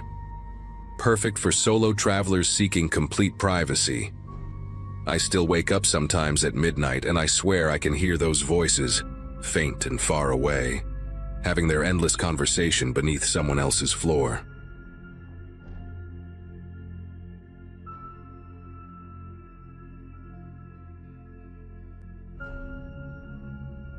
I was living in a small apartment with my girlfriend, Claire, back when this happened. We both worked long hours during the week, so weekends were usually our only chance to get away from the noise of the city. On that particular evening, we had decided to take a drive through the mountains just outside the county, the kind of back roads where cell service cut out and the air smelled sharp and cold once the sun dipped low. It wasn't a planned trip, more like one of those spontaneous drives where you roll the windows down and let the road take you somewhere quieter. The mountain pass we chose wasn't well traveled. The road was narrow and curved so sharply at some points that you had to honk before rounding a bend, just to warn any driver coming the opposite way. As the daylight thinned, everything around us seemed painted in a dull gray, the ridges of the mountains casting long shadows across the asphalt. Claire had her feet propped up on the dash, humming quietly to whatever song was faintly playing on the radio. The headlights stretched ahead in thin beams, catching glimpses of pine needles scattered on the shoulder and the occasional road sign riddled with bullet holes. We had been climbing one of the steeper inclines when I noticed flashing amber lights in the distance. Hazard lights, pulsing slow and steady against the darkening slope. At first it barely registered. Plenty of cars broke down along these roads. But as we got closer, the scene grew stranger. The vehicle was pulled tightly against the rock wall on the right, a dark sedan with its trunk slightly ajar. Next to it, standing just inside the glow of the hazards, was a figure. From where I sat, it looked like a man in a pale jacket, his posture stiff, almost like he was waiting for something. I slowed down instinctively, my hand tightening on the steering wheel. Claire stopped humming and leaned forward, squinting at the figure. "Do you think he needs help?" she asked, her voice softer than usual. I was about to nod when the man turned, if it was even a man, and stepped away from the shoulder. He didn't wave us down, didn't move toward the car. Instead, he drifted backward into the tree line, swallowed by the dark pines as if he'd been waiting for us to see him and nothing else. The hazard lights kept blinking behind us as we rolled past, that rhythmic glow bouncing against the rock face. I slowed down even more, half expecting the man to reappear, or maybe even run back out onto the road, but he never did. Claire turned her head, watching the spot until it disappeared in the rearview mirror. "Why would he just walk into the woods like that?" she whispered, more to herself than to me. I didn't answer because I didn't have one. My gut told me not to stop, but the silence that fell between us was heavy, the kind that makes you question if you made the wrong choice. The road curved sharply after that, leading us deeper into the pass. That's when I caught sight of movement in the corner of my headlight beam. At first I thought it was a deer, but it moved with more intent, keeping pace with us just beyond the guardrail. Branches snapped as something ran parallel to the car, darting between tree trunks and disappearing, only to reappear a few yards further down. Claire gasped and gripped the edge of her seat, finally saying what we were both thinking. "He's following us." I pressed the gas harder, trying to convince myself it was just my imagination. The incline made the car groan as it picked up speed, but no matter how fast we went, the sound of branches cracking kept up with us. It wasn't a clean chase either. Sometimes the sound vanished entirely, then returned with sudden force, as though whoever was out there knew exactly where the road twisted and when to meet us again. The worst part was not being able to see clearly, just flashes. A pale sleeve, the glint of something metallic, the shape of legs cutting through the underbrush. Claire begged me not to stop, her voice trembling now. "Don't pull over, just keep going." My grip on the wheel hurt my knuckles as the pass narrowed, the guardrail hugging the cliff's edge. The headlights stretched far ahead into the thinning dusk, but the forest pressed in so close on the right side that it felt like we were driving through a tunnel of black pines. And through it all, I kept hearing that steady, deliberate pursuit, like we were prey being guided through someone else's territory. The descent on the far side of the pass came sooner than expected, a sharp downhill stretch that forced me to ride the brakes. The forest gave way just enough for the sky to show a faint strip of orange fading into blue. But the sound of pursuit didn't stop. It darted in and out again, now on the opposite side of the road, as if it had crossed without us ever seeing. Claire's nails dug into the seat fabric.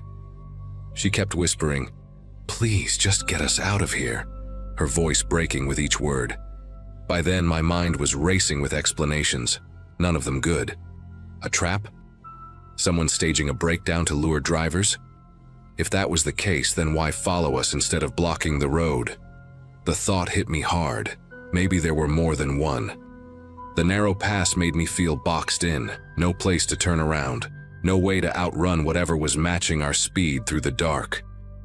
I rolled the windows up fully, even though the air inside grew hot and stale, because the idea of someone reaching in suddenly was unbearable. We finally reached the bottom stretch where the road widened and the trees pulled back. For the first time in miles, the shoulder opened up into a gravel turnout meant for truckers. I swung the car into it, throwing up a cloud of dust. The plan was simple: slam the brakes, spin around, and aim the headlights back at the tree line to see if anything was actually there. When the car skidded to a halt, Claire let out a sharp cry. But the trees stared back in silence. No movement, no sound. Just the slow flicker of the hazard light still glowing faintly far up the pass, like a warning we had ignored. We didn't wait to find out if whoever, or whatever, it was would catch up. I put the car back in gear and didn't let off the gas until we hit the highway an hour later. Claire cried quietly beside me the whole way home, and I couldn't bring myself to say anything that would make sense of it. To this day, I don't know if it was a person trying to intimidate us or something else that belonged to those woods. But I do know one thing: I'll never stop for hazard lights in the mountains again.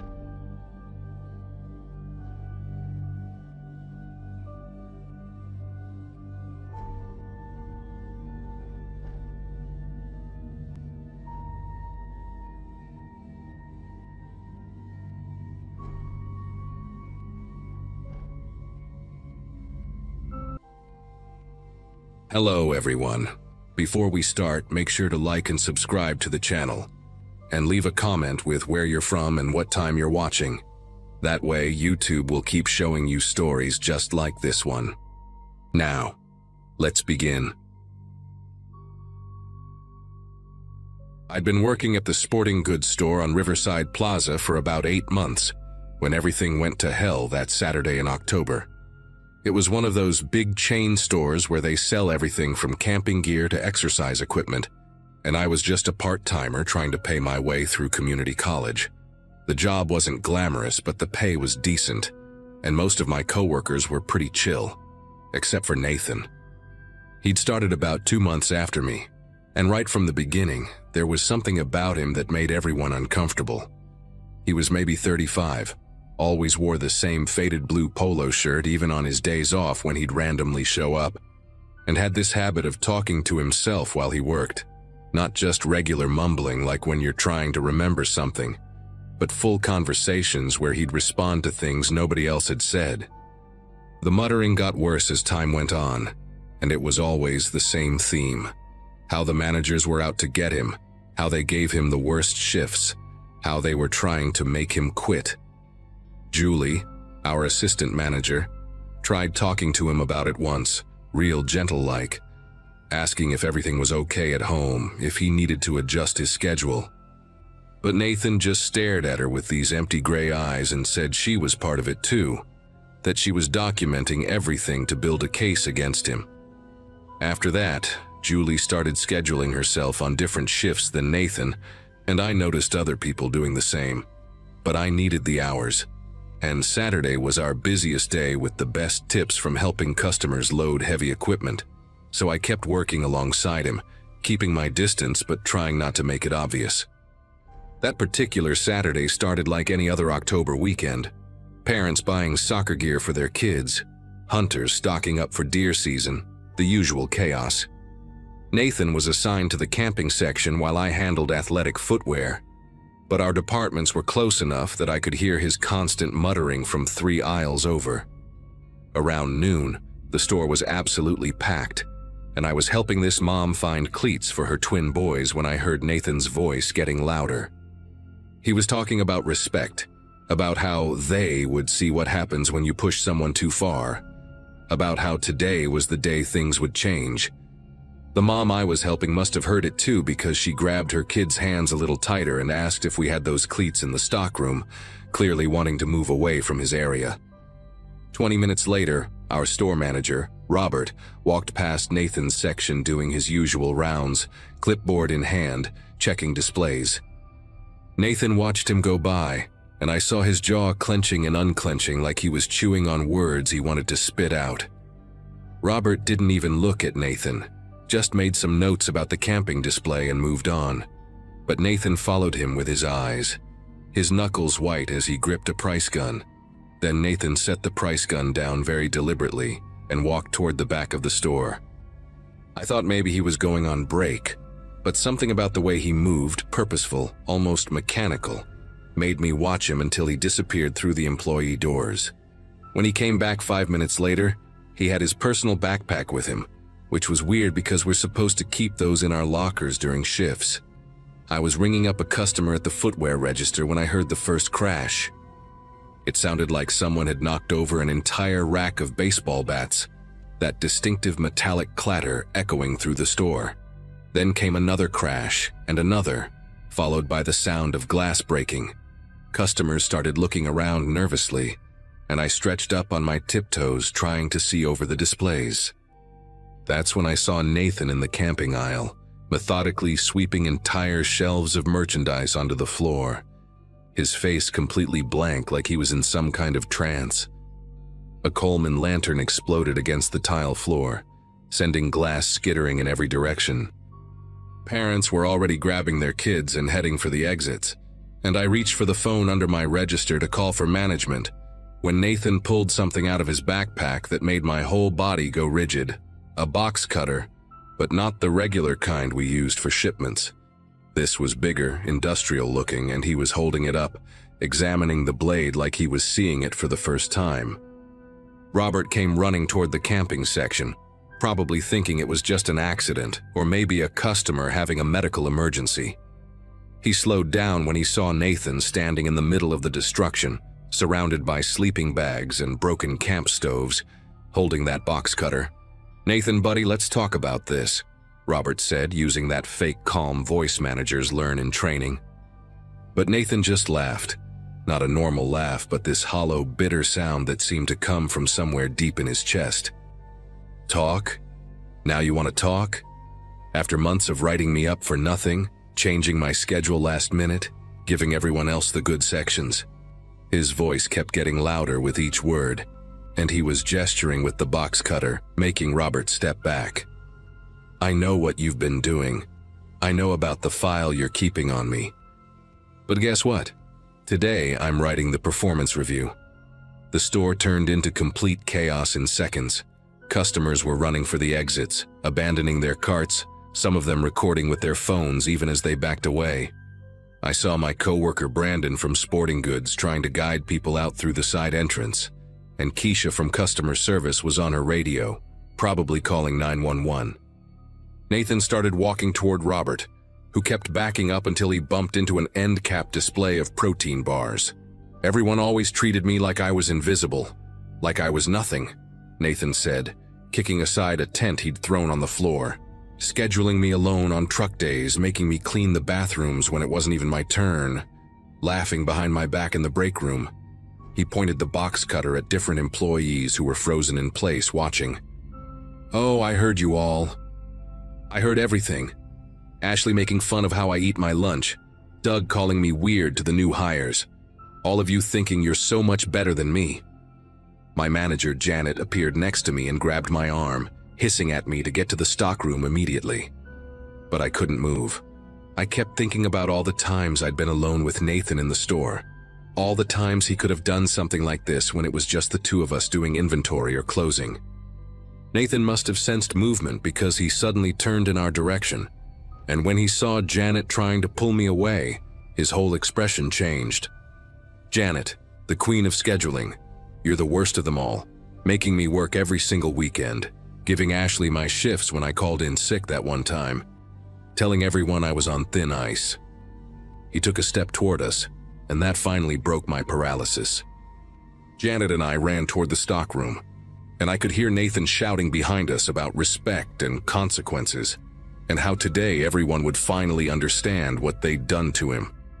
The stockroom was a maze of metal shelving units packed with inventory, and Janet led me deep into the back where we kept the overstock exercise equipment. We crouched behind a wall of treadmill boxes, and I realized I'd left my phone at the register. Janet had hers, but her fingers were trembling so badly she could barely unlock it. We could hear Nathan out in the store, crashing more displays, yelling at anyone who hadn't escaped yet. "Where's Janet?" he kept shouting. "Where's my wonderful manager who made my life hell?" Through the stockroom door's small window, I could see him pacing near the entrance, still holding that box cutter, occasionally slashing at clothing racks as he passed. The police sirens were getting closer, but they sounded impossibly far away. Janet was whispering into her phone with 911, telling them we were trapped in the back, that he was armed, that he was looking for us specifically. Then the stockroom door handle started to turn. Janet and I pressed ourselves against the treadmill boxes, trying not to breathe. The door opened slowly and I could hear Nathan's footsteps on the concrete floor. "I know you're in here," he said, his voice eerily calm now, nothing like the shouting from before. "You can't hide from consequences forever. That's what you told me, right, Janet? When you wrote me up for being 5 minutes late? When you said I needed to face the consequences of my actions?" His footsteps were getting closer and I could hear him pushing boxes aside, checking behind shelving units. Through a gap in our box wall, I could see his feet just 2 aisles away.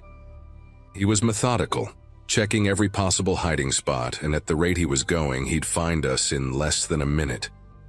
Janet looked at me with wide eyes and pointed toward the emergency exit at the far end of the stockroom, but to get there, we'd have to cross open space where he'd definitely see us.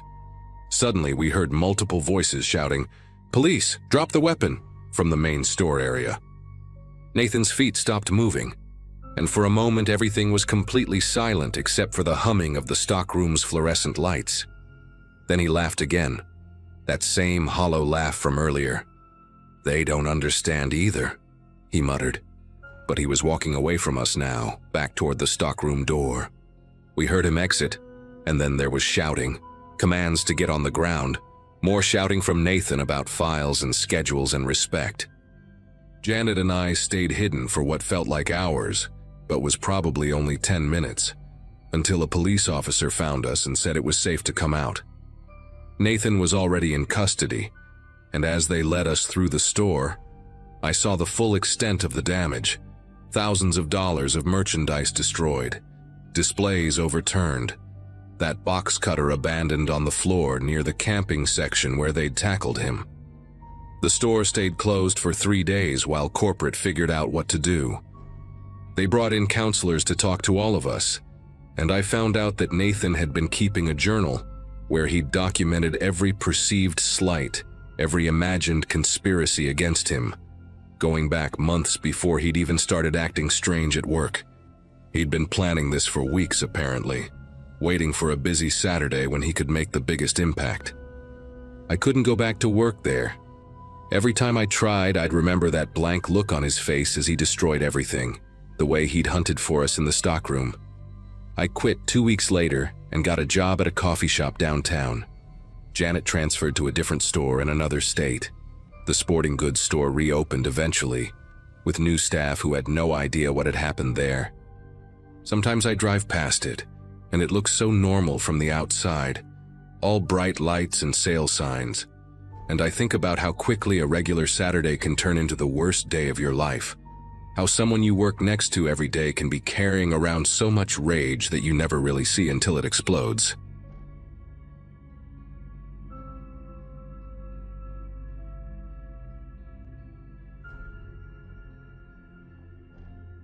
The auto shop sat on the outskirts of Birmingham, Alabama, squeezed between a laundromat and a pawn shop like an afterthought. 4 bays, faded blue paint peeling off concrete walls, and a sign out front that flickered whenever it rained. That was where I spent most of my days that summer. At 26, I'd been turning wrenches there for about 8 months, mostly oil changes and brake jobs, putting away every dollar I could toward maybe opening my own place someday. Frank, the owner, only showed his face when it was time to collect cash or complain about expenses. leaving just 3 of us to handle the actual work. There was Carl, an older guy who kept his head down and his mouth shut, myself, and Tommy, who'd started about 2 months before that Thursday night in August when everything went sideways. The humidity that day had been brutal, the kind that makes breathing feel like drowning and turns the asphalt into a shimmering mirage. Tommy had seemed normal enough when Frank first brought him on, maybe a bit rough around the edges, but nothing unusual for our line of work. He stood about 6'2", built like a linebacker gone to seed, with these thick forearms covered in old tattoos that looked like they'd been done in someone's kitchen with a sewing needle and India ink. His face told stories you didn't want to hear. Deep lines carved around bloodshot eyes, a nose that had been rearranged more than once, and a jaw that clenched and unclenched even when he was trying to relax. But what really made you notice Tommy were his hands. Massive, scarred things with knuckles like walnuts, permanently swollen and discolored from years of connecting with things they shouldn't have. First few weeks he'd actually been decent to work with, bringing gas station coffee for everyone in the mornings, cracking jokes that were only half mean. Then around week 3, something shifted in him like a gear slipping out of place, and he started showing up reeking of Jim Beam and Marlboros, talking to himself while he worked underneath the cars. The first real incident happened on a Tuesday morning when a socket wrench went flying past my head and punched a hole through the drywall. Tommy claimed his hand had slipped, but I'd watched him wind up and throw it after struggling with a rusted bolt for all of 5 minutes. Carl just kept working on his Honda like nothing had happened, but I could see his shoulders tense up every time Tommy walked by his bay after that. The next week, Tommy got into it with a customer about a bill, voices getting louder until he was screaming about respect and how nobody appreciated good work anymore. Frank had to come down and smooth things over, gave the customer a discount just to get him out of there. But Frank didn't fire Tommy, said good mechanics were hard to find, and maybe the guy was just going through something. We all go through something, right? That's what Frank said before he left us alone with Tommy again, who spent the rest of that day slamming cabinet doors and kicking toolboxes. By the 6th week, working with Tommy felt like being trapped in a cage with a rabid dog that hadn't bitten anyone yet. He'd show up later and later, sometimes not until noon, his work clothes looking like he'd slept in them, dried vomit on his steel-toed boots that he didn't bother to clean off. The smell coming off him was something else, not just alcohol and cigarettes anymore, but this sour, rotting smell like meat left in the sun. He'd dropped at least 20 pounds, his face going from rough to skeletal, cheekbones jutting out like knife blades under gray skin. The worst part was watching him work on cars in that condition. His hands would shake so bad he'd drop bolts into engine bays, then spend 20 minutes fishing them out while cursing under his breath, in this continuous stream of threats against people who weren't even there. One afternoon I heard him having a full conversation with someone while working under a Chevy, but when I looked, he was alone under there, just arguing with the air about money someone owed him. That Thursday started off quiet, which should have been my first warning. Tommy hadn't shown up by lunch, and Carl and I were actually getting work done without having to dodge flying tools or listen to drunken rambling. Around 3 in the afternoon, a customer came to pick up their Ford, and I was finishing up the paperwork when Carl tapped me on the shoulder. He had this look on his face like he'd just watched someone die, and all he said was, "I'm leaving. Right now. You should too." Before I could ask why, he was already grabbing his jacket and heading for his truck. Through the bay door, I saw Tommy's beat-up Silverado pulling into the lot, driving crooked, clipping the corner of our dumpster with a sound like thunder. Carl peeled out of there so fast he left tire marks. The customer took one look at Tommy stumbling out of his truck, mumbled something about coming back tomorrow, and practically ran to their car. Tommy stood in the parking lot for a good minute, swaying like a tree in a storm, one hand pressed against his truck for balance while the other hung at his side holding something I couldn't quite make out. His shirt was torn across the chest, showing a fresh gash that was still bleeding, and his left eye was swollen shut, purple and yellow like a rotten plum. He kept touching his pocket, checking for something, then looking around the lot like he was expecting someone to jump out at him. When he finally started walking toward the shop, it was with this determined, purposeful stride that didn't match how drunk he obviously was. He came through the bay door and just stood there, backlit by the afternoon sun, and that's when I saw what was in his right hand. A Ruger revolver, the kind my grandfather used to keep in his nightstand, except this one was scratched up and wrapped with electrical tape around the grip. "Hey buddy," he said, his voice thick and slurred. "We need to have ourselves a conversation about respect." The bay door started rolling down behind him, and I realized he'd hit the button on his way in. That heavy metal door coming down sounded like a coffin lid closing, cutting off the afternoon light inch by inch until the shop's fluorescent bulbs were all we had. Tommy walked deeper into the shop, using the hood of a Camry to steady himself, leaving bloody handprints on the white paint. The gun stayed pointed mostly at the floor, but his finger was on the trigger, tapping it like he was keeping time to music only he could hear. "Where's Carl?" he asked, then laughed, this wet, choking sound. "Doesn't matter. Carl's a coward. Always was. But you're still here. That means something."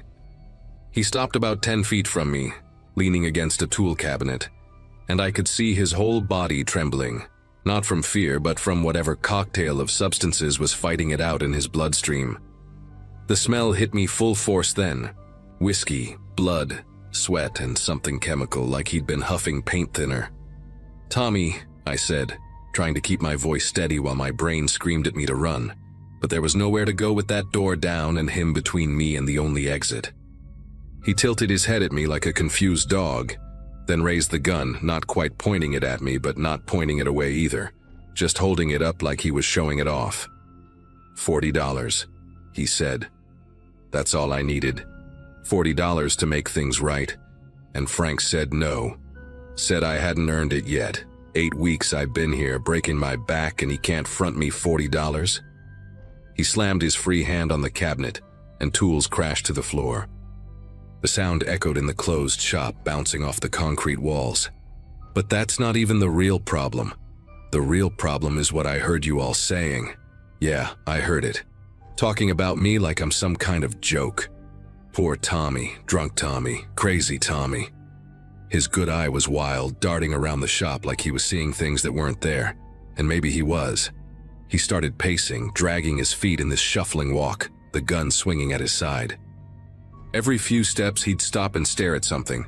A wrench on the ground, an oil stain on the floor, the calendar on the wall with its bikini model still stuck on May even though it was August. My ex-wife. She used to look at me the same way you're looking at me right now, he said and laughed that wet laugh again. Like I'm some kind of animal, like I'm dangerous. Well, maybe I am dangerous. Maybe that's what it takes to get respect around here. He spun around suddenly, almost lost his balance, caught himself on a jack stand. The gun went off just once, punching a hole through a Pepsi machine in the corner. The sound in that enclosed space was incredible, like someone had set off a bomb inside my skull. My ears rang and I could see Tommy's mouth moving but couldn't hear what he was saying for a few seconds. When the ringing faded, he was laughing, staring at the Pepsi pooling on the floor. "Didn't mean to do that," he said. Or maybe I did. Hard to tell anymore. The next 20 minutes felt like hours, with Tommy alternating between rambling about his ex-wife, his kids who wouldn't talk to him, and some fight he'd gotten into at a bar the night before, apparently where he'd gotten the gash on his chest and the black eye. He made me sit on a milk crate near the back wall while he continued pacing, sometimes pointing the gun at me, sometimes at himself, sometimes just waving it around like he'd forgotten he was holding it. He went through this cycle where he'd get angry, screaming about respect and money and Frank, then get sad, almost crying about his kids, then get paranoid, accusing me of calling someone, of setting him up, of being part of some conspiracy with Frank to get him fired. The worst moments were when he'd go quiet, just staring at me with that one good eye, the gun perfectly still in his hand, like he was making a decision. During one of these silences, I heard sirens in the distance, and Tommy heard them too. His whole body went rigid, and he looked at me with this expression of pure betrayal. "You called them," he said. but it came out more like a question than an accusation. The sirens were getting louder, definitely heading our way, and I could see him putting it together in his head. Carl must have called after he left, or maybe the customer, or someone who heard the gunshot. Tommy backed toward the door controls, keeping the gun trained on me, his hand shaking worse now. "This ain't how it was supposed to go," he kept saying. "This ain't how it was supposed to go." The sirens were right outside now, and through the small window in the bay door, I could see red and blue lights painting the walls. Tommy looked at the door, then at me, then at the gun in his hand like he'd just remembered it was there. For a moment, I thought he was going to shoot me just to make a point, or maybe shoot himself to avoid what was coming. Instead, he did something I'll never forget. He walked over to the workbench, set the gun down carefully like it was made of glass, and sat down on the floor with his back against the wall. "Tell them I didn't hurt nobody," he said, and started crying, these big gulping sobs that shook his whole body. "Tell them I just needed $40. The police came through the door about 30 seconds later, guns drawn, screaming commands, but Tommy just sat there with his hands on his head, sobbing. They cuffed him and dragged him out, and I watched through the window as they put him in the back of a squad car. The whole thing had lasted maybe 45 minutes from when he'd first walked in, but it had felt like a lifetime. I gave my statement to the police, called Frank to tell him what happened, then drove home and sat in my apartment until the sun came up, trying to process what had just happened. I never went back to that shop. Frank mailed me my last paycheck, and I heard later that he'd closed the place down. Couldn't find decent help anymore. About 6 months later, I saw in the paper that Tommy had been sentenced to 3 years for aggravated assault and unlawful imprisonment. The article mentioned he'd been struggling with methamphetamine addiction on top of the alcohol, which explained the chemical smell and the paranoia. I never found out if he got help inside, or if his kids ever talked to him again, or what happened to him after he got out. Sometimes I drive past where the shop used to be. It's a cell phone store now. And I think about that night, about how $40 and a broken man with a gun changed everything.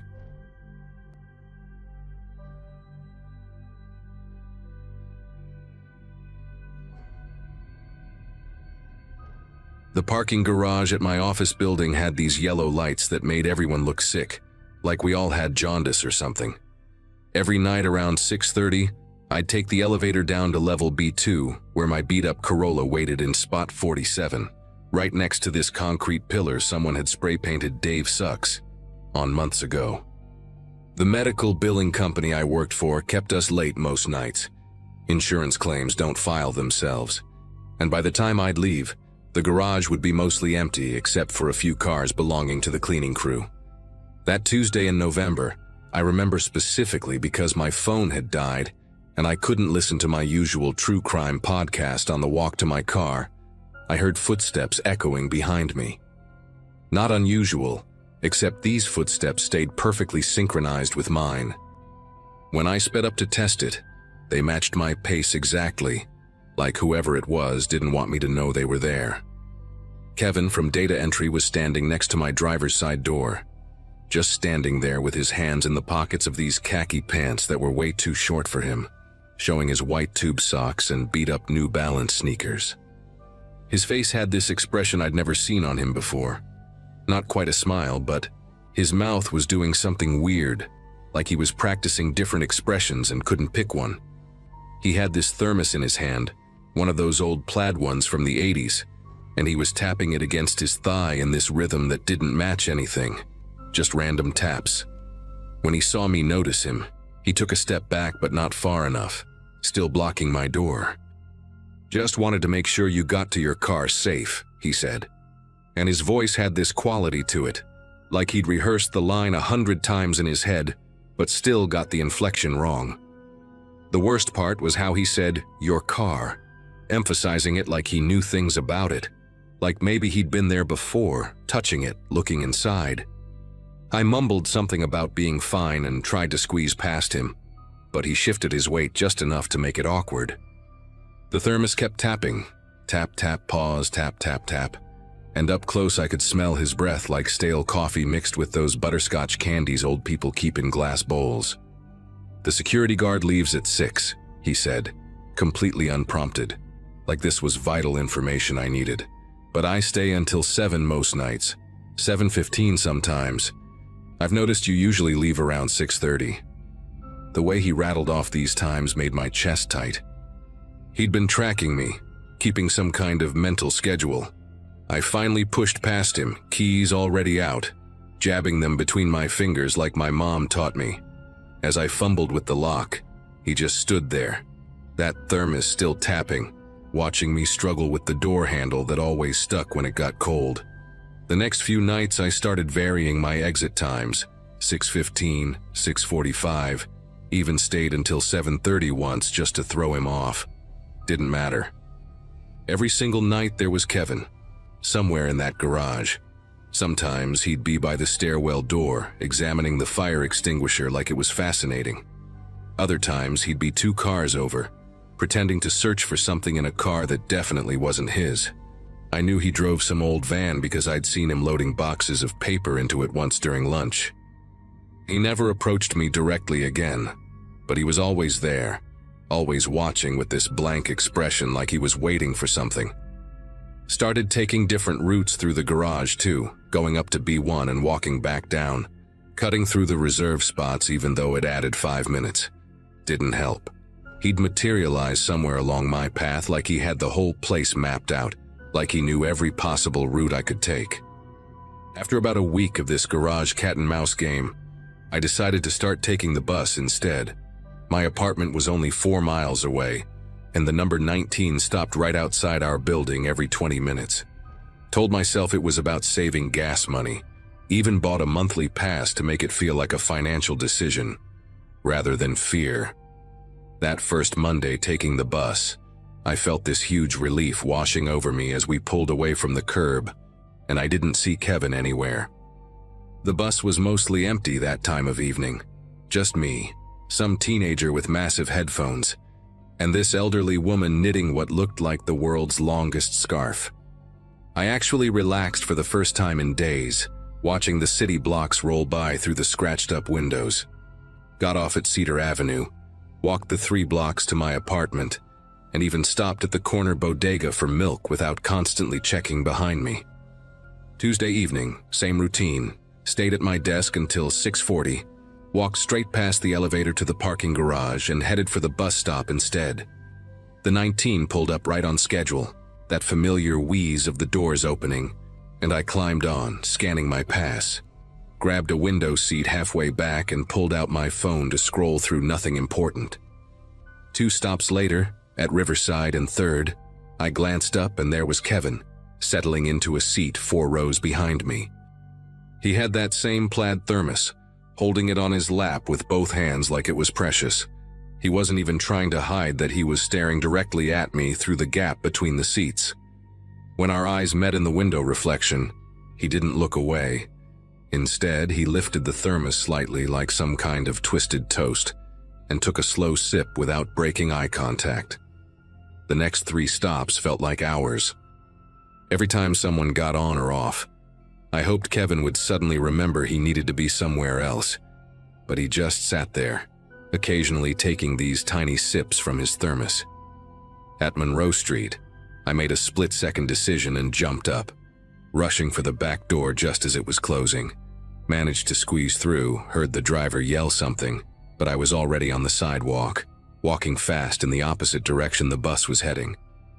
Cut through the pharmacy parking lot, ducked into the laundromat, and watched through the steamy window as the bus disappeared down the street.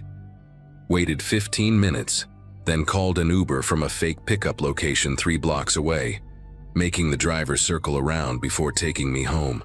Cost me $18 but felt worth it. When I finally got to my apartment, I deadbolted the door and shoved a chair under the handle, something I hadn't done since my first week living alone. Wednesday morning, I went to HR. Brenda from Human Resources had this office decorated entirely with motivational posters and succulent plants that were definitely fake, but she watered them anyway. Tried to explain the situation without sounding paranoid. Kevin was following me, showing up wherever I went, making me uncomfortable. She did this thing with her face where she was trying to look concerned, but I could tell she was already mentally filing this under office drama, not my problem. Asked me if Kevin had threatened me, if he'd touched me, if he'd said anything explicitly inappropriate. When I said no to all of that, she suggested maybe he was just socially awkward. Maybe he had a crush and didn't know how to express it properly. Some people just don't understand boundaries, she said, like that made it okay. She promised to have a gentle conversation with him about professional distance. That afternoon, Kevin didn't come back from lunch. His desk stayed empty, computer screen dark. That lighthouse calendar still stuck on January 2015. For 2 days, no Kevin.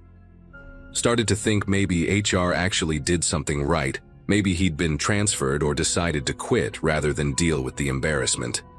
I went back to driving my car, even parked in my old spot 47 next to the Dave Sucks pillar. Thursday night, I stayed late finishing a massive batch of claims that needed to be submitted by Friday morning.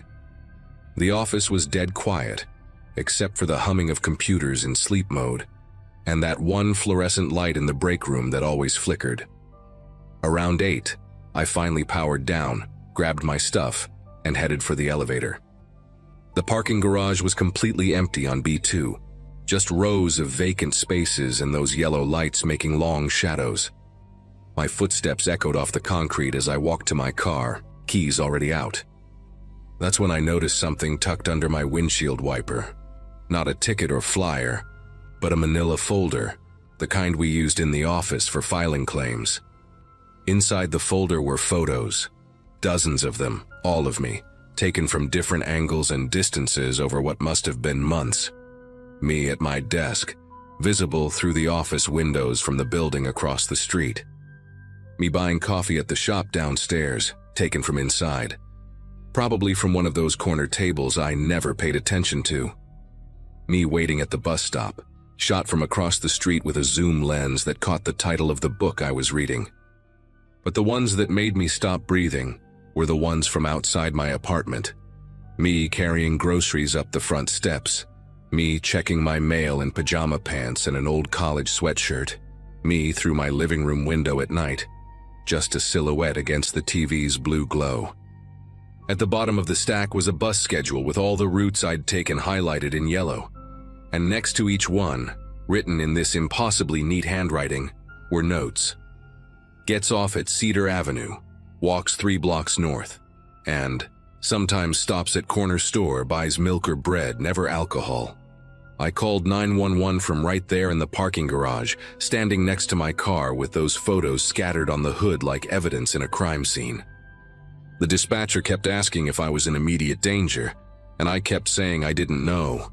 How could I know when he could be anywhere, watching right now? 2 officers showed up within 10 minutes, an older guy with a gray mustache who looked tired, and a younger woman who actually seemed to give a damn.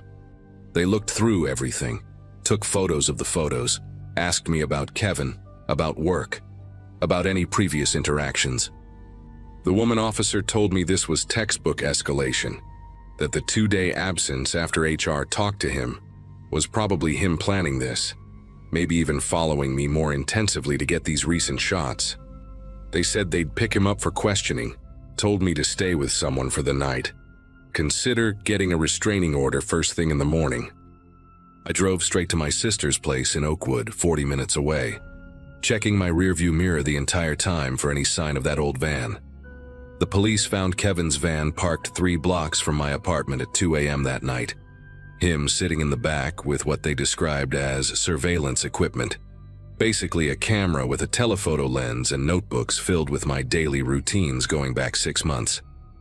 6 months of him documenting every pattern in my life while I barely knew he existed. They arrested him for stalking and found out he'd been fired from 2 previous jobs for similar behavior with female coworkers.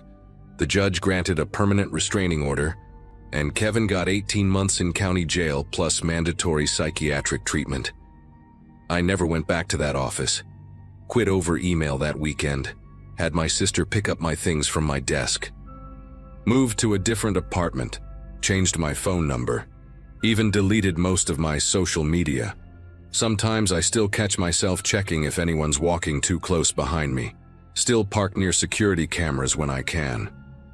The detective told me Kevin had been planning something, that the folder was probably meant to scare me into confronting him alone, but they never figured out exactly what. I don't think I want to know.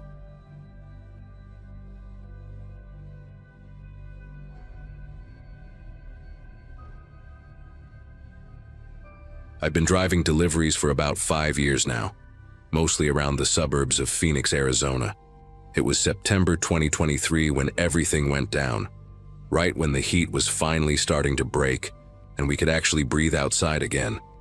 I was 34, divorced, living in a one-bedroom apartment near the distribution center where I picked up packages every morning.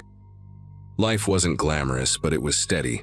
40 to 50 stops a day, decent tips, and I knew most of the regular customers by name. The job kept me busy enough that I didn't have to think too much about how empty my apartment felt when I got home. I'd gotten pretty comfortable with my routine.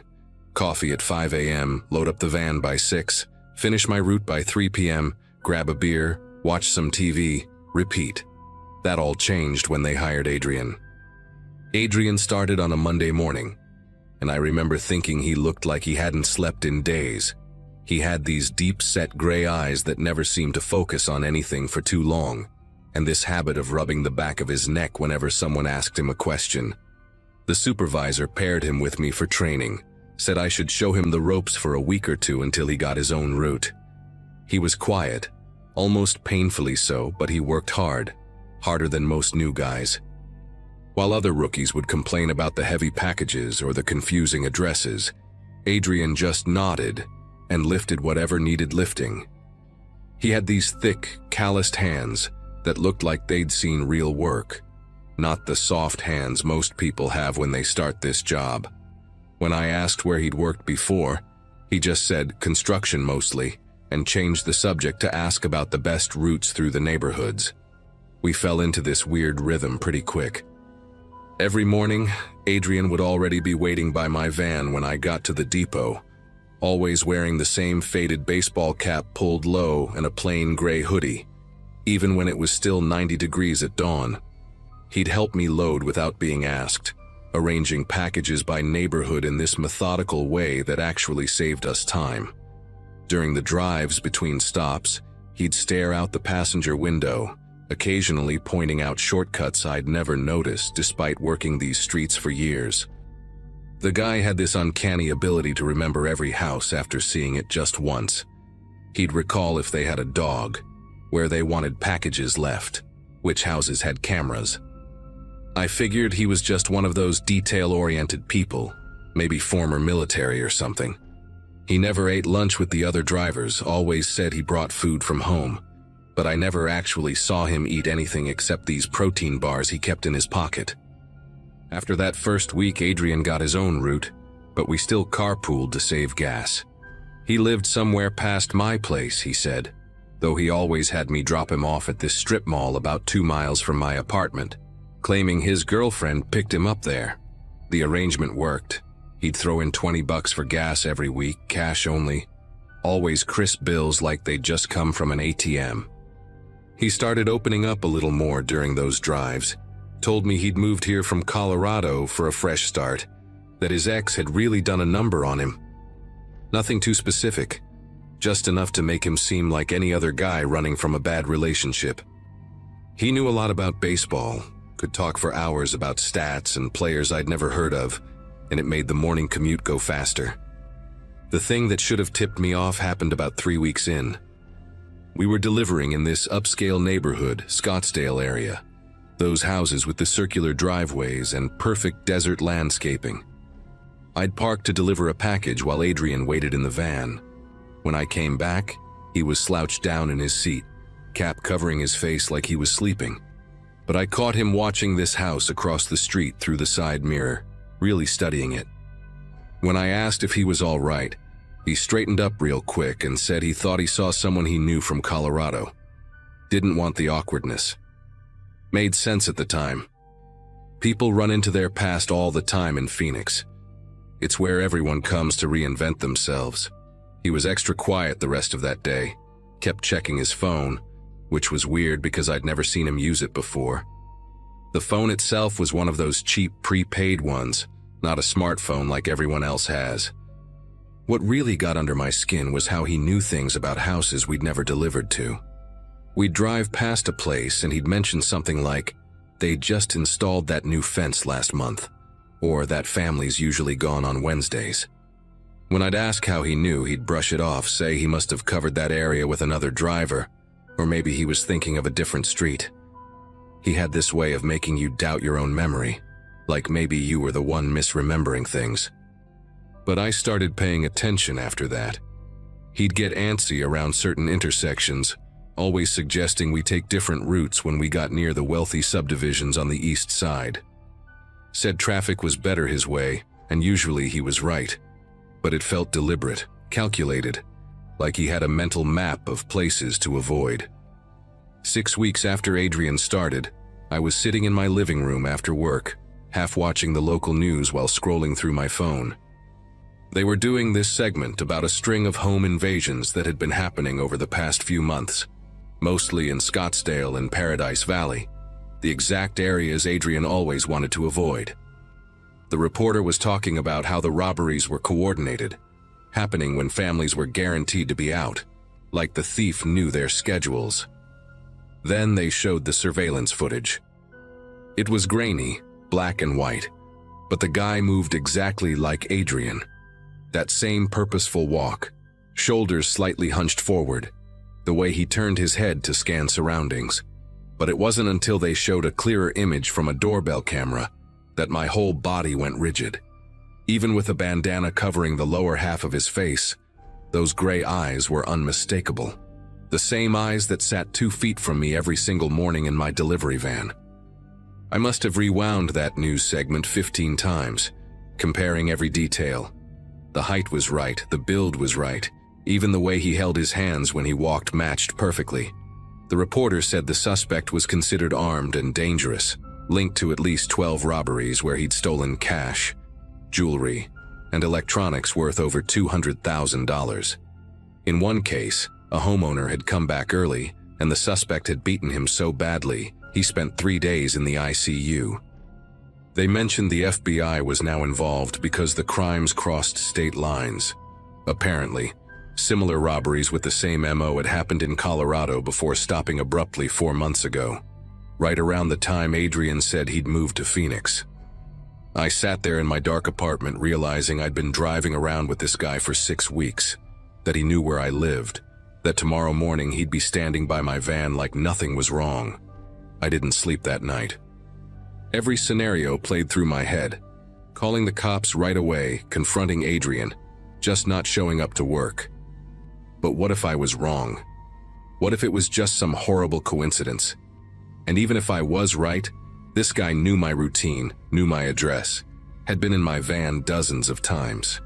Around 3 a.m., I decided I'd act normal, go to work, and call the police once I was safely away from him.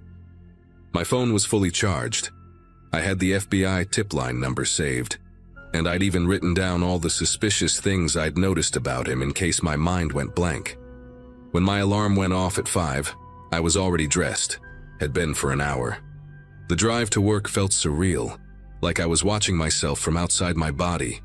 Every red light made me want to turn around, but I kept going, telling myself I just needed to get through one more morning. Then I'd never have to see him again.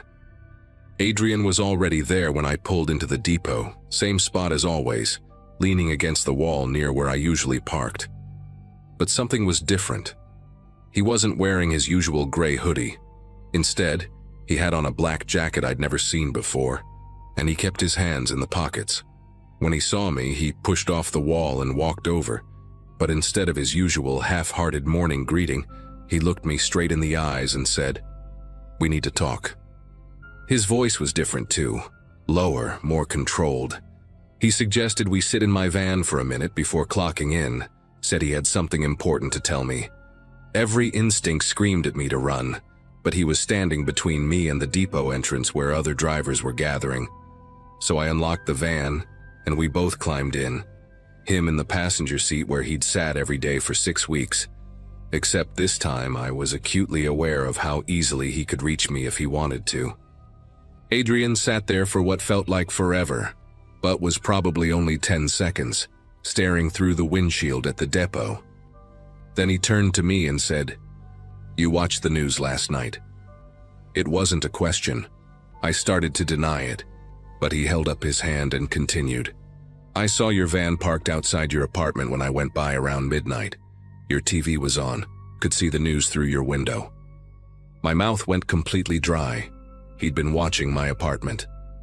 He pulled his hands out of his pockets, empty thankfully, and rubbed his face like he was exhausted. "I'm not going to hurt you," he said, "but I need you to listen. Yes, that's me they're looking for.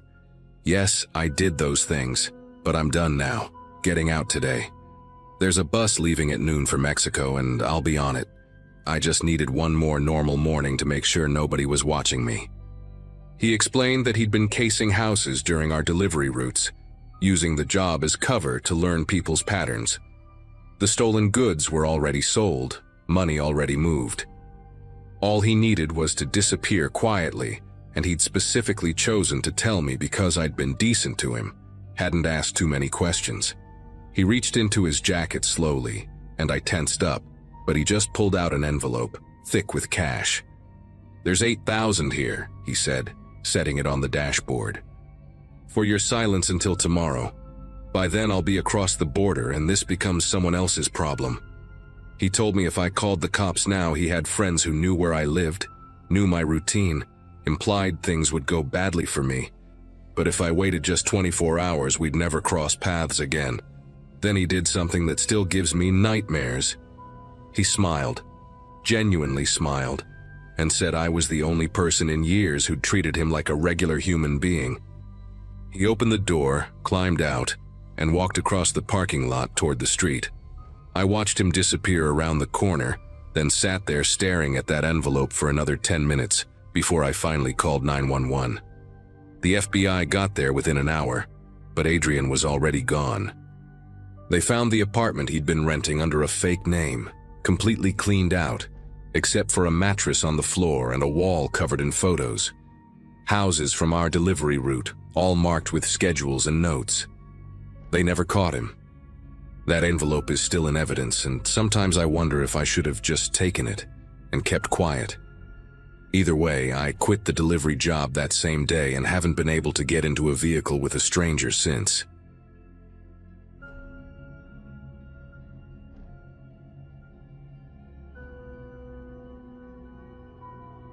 The fluorescent lights in Mercy General's East Wing always flickered between 1 and 3 a.m.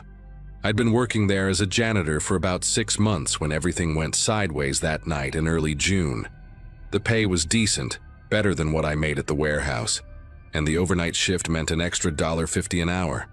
My name's Grace, 34 years old, divorced, raising 2 kids on my own. The night shift worked perfect for me. My sister watched the kids while they slept, and I could be home in time to get them ready for school. Hospitals at night have their own rhythm, this steady pulse of beeping machines, whispering nurses, and the occasional code blue that sends everyone running. My supervisor, Gloria, had paired me with this guy named Victor when I first started. He'd been there for maybe 3 years, knew every corner of that massive building like the veins on his own hands. Victor was the kind of person you'd forget was in the room. Average height, brown hair that always looked damp, and these pale gray eyes that never quite met yours when he talked. The first few months were normal enough. We'd split up the floors, meet for our break in the basement cafeteria around 2 a.m., share stories about the weird stuff we'd seen. Hospitals collect strange people at night, grieving families, drunk patients, doctors running on their 5th cup of coffee. But Victor himself started becoming the strangest part of my shifts. I began noticing things about him that didn't add up. He'd disappear for 20-30 minutes at a time, always with some excuse about checking supply closets or helping maintenance. When we worked the same floor, I'd catch glimpses of him slipping into areas we weren't supposed to clean. The records room, the pharmacy storage, places that required key cards we didn't have. The way he moved bothered me too. Everyone else's shoes squeaked on those polished floors, but Victor glided through the hallways like smoke. What really got me thinking was the camera thing. Every hospital has security cameras everywhere. In the hallways, near the elevators, by the nurse stations. One night I was mopping the third-floor cardiac unit when I noticed Victor doing this weird dance down the hallway. He'd walk normally for a few steps, then suddenly duck his head and shift to the left, pause by a doorway, then continue. At first I thought maybe he had back problems or something, but then I started paying attention to where the cameras were positioned. Every single move he made kept him in the blind spots. He knew exactly where each camera pointed, knew the precise angles where he'd be invisible. When I asked him about it once, casual-like while we were emptying trash bins, he just gave me this long stare and said he didn't like being watched. Said it in a way that made me drop the subject immediately. That particular June night started like any other. I punched in at 11 p.m., grabbed my cart from the supply room, checked the assignment board. Gloria had us both on the 4th floor, the psychiatric ward.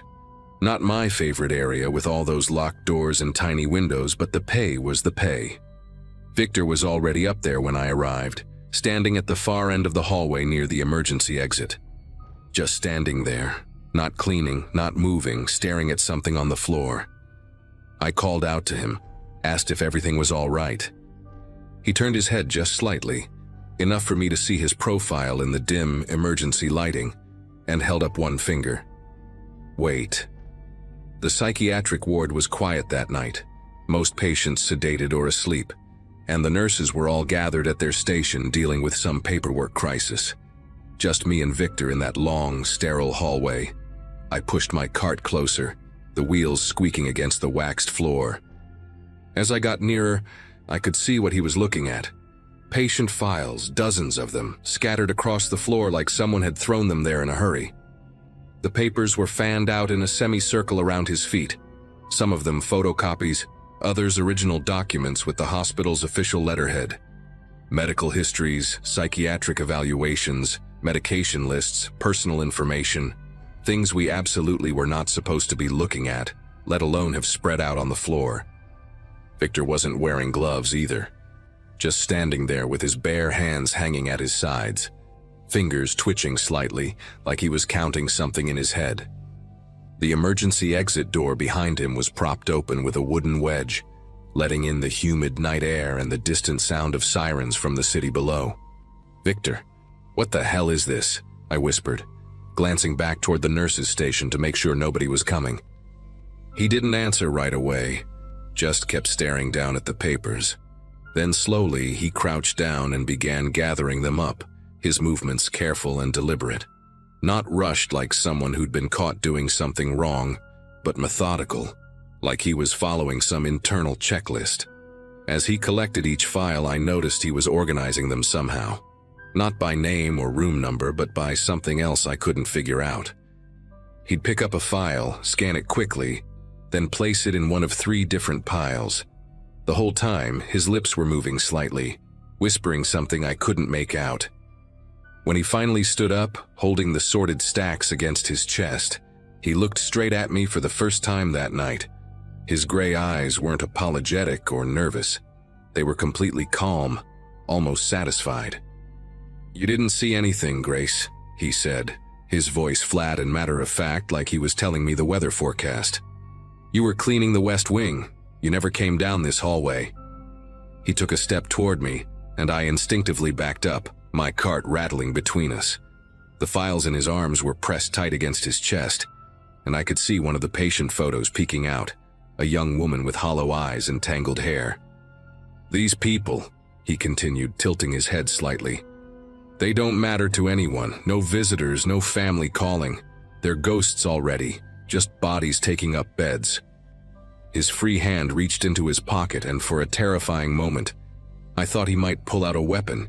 Instead, he produced a small digital camera, one of those old models from years ago. "I document them. Someone should remember they existed." The way he said it made my stomach turn. This wasn't about remembering patients or some twisted form of compassion. I'd worked there long enough to recognize the patients he'd chosen. They were all young women, all diagnosed with severe disorders that left them heavily medicated and often nonverbal. The kind of patients who couldn't report anything strange happening to them. The kind whose complaints would be dismissed as delusions. I thought about all those times Victor had disappeared during our shifts, all those restricted areas he'd accessed, the pharmacy storage room, the medication dispensary. My mind started connecting dots I didn't want to connect. "Victor," I said, trying to keep my voice steady. "What do you do with those files, with the pictures?" He smiled then, this small, private smile like I'd asked him about a hobby he was proud of. "I visit them," he said simply, adjusting the files in his arms. "During my breaks. When the nurses rotate shifts at 3 a.m., there's a 12-minute window where the ward is essentially unmonitored. Security does their rounds at 2:45 and won't be back until 3:30. I know because I've timed it for months." He spoke like he was explaining a bus schedule, completely detached from the horror of what he was admitting. The medications they're on, Haldol, Thorazine, Ativan, at the doses they receive, they can't form new memories anyway. Even if they could speak, they wouldn't remember. He pulled out one specific file from his stack, holding it up. "Room 4B, I knew that patient. Maria, admitted 2 months ago. No family listed, severe catatonic episodes.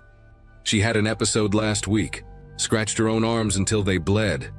At least that's what the report says." The implications of his words hit me like ice water. Those scratches, those unexplained bruises the nurses sometimes found on patients, the sudden behavioral changes dismissed as part of their conditions. How long had this been happening? How many night shifts had I worked while Victor was doing God knows what to these helpless people? I wanted to run, to scream, to alert the nurses, but we were alone in that hallway, and Victor stood between me and both exits. The emergency door behind him led to a stairwell that was locked from the outside at night. The only way out was past him, toward the nurses' station. "I should get back to work," I said, gripping my mop handle tighter. "The West Wing won't clean itself." Victor shook his head slowly, taking another step forward. "No, Grace. We need to understand each other first. You have 2 kids, Lily and James, right? They go to Riverside Elementary. Your sister watches them at your apartment on Bower Street, Unit 4C. The threat was crystal clear. My whole body went rigid, but I forced myself to stay calm, to think. Behind Victor, down the hallway, I saw a shadow move near the nurses' station. Someone was coming. Victor must have sensed my shift in attention because he glanced back quickly. It was Dr. Harrison, the night attending, walking our way with a clipboard. Victor's entire demeanor changed in an instant. He tucked the files under his arm casually, pulled his cleaning supplies from his cart, and turned to me with a completely different expression. Tired, friendly, normal. "Hey Grace, can you help me with the supply closet inventory when you're done?" he said loudly enough for Dr. Harrison to hear.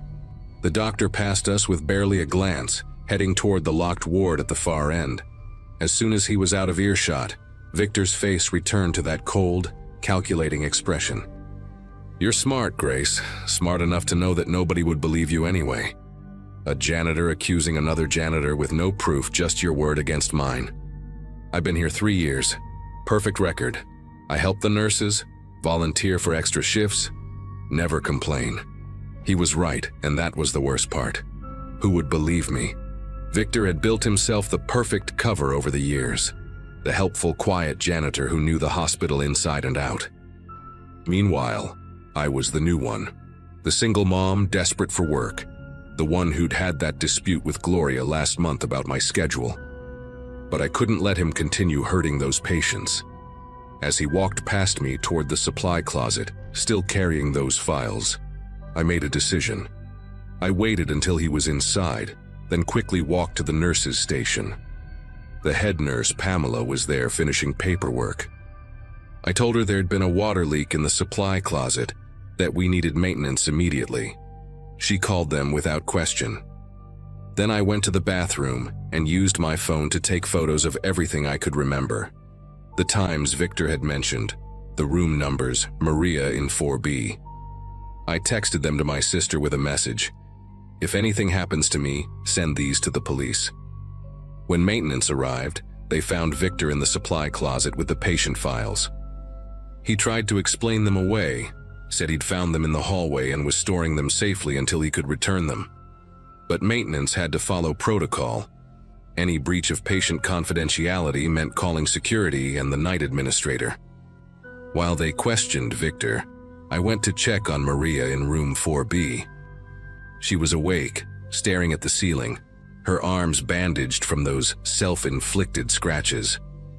I couldn't be sure, but when I whispered that she was safe now, that someone was watching out for her, I swear I saw tears roll down her cheeks. Security reviewed the camera footage from the past week. Victor had been careful, but not perfect. They found glimpses of him entering patient rooms during those unmonitored windows he'd mentioned.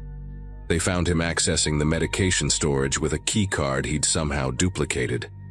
The police arrested him that morning as our shift ended. The investigation that followed revealed the full extent of what Victor had been doing.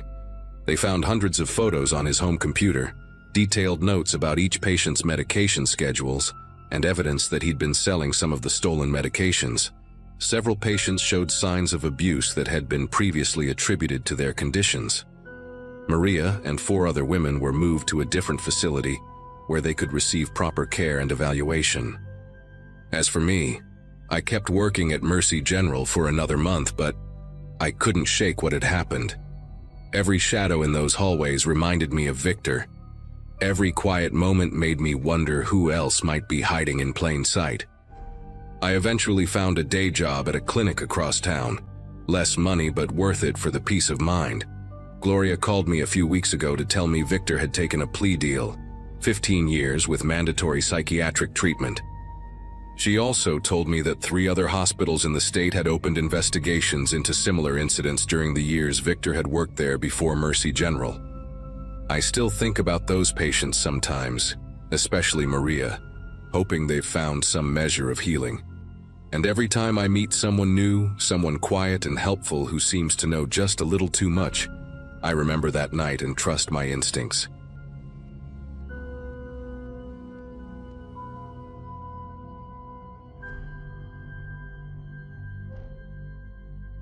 The distribution center hired me 4 months ago, right after my buddy told me they were desperate for night shift workers.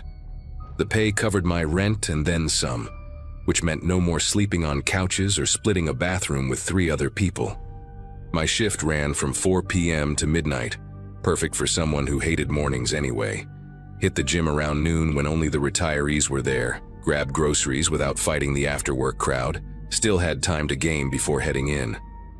The warehouse itself was massive, probably the size of 3 football fields, with towering metal shelves that seemed to stretch forever under those harsh fluorescent lights. Most of the crew were guys around my age, all there for the same reason: decent money without needing a degree or wearing a tie. There were maybe 6 or 7 women scattered across different departments, and that's how Diane ended up in my orbit, though calling it that makes it sound like I noticed her first. Diane worked inventory control, which meant she was constantly roaming the warehouse floor with her tablet, scanning barcodes and updating counts.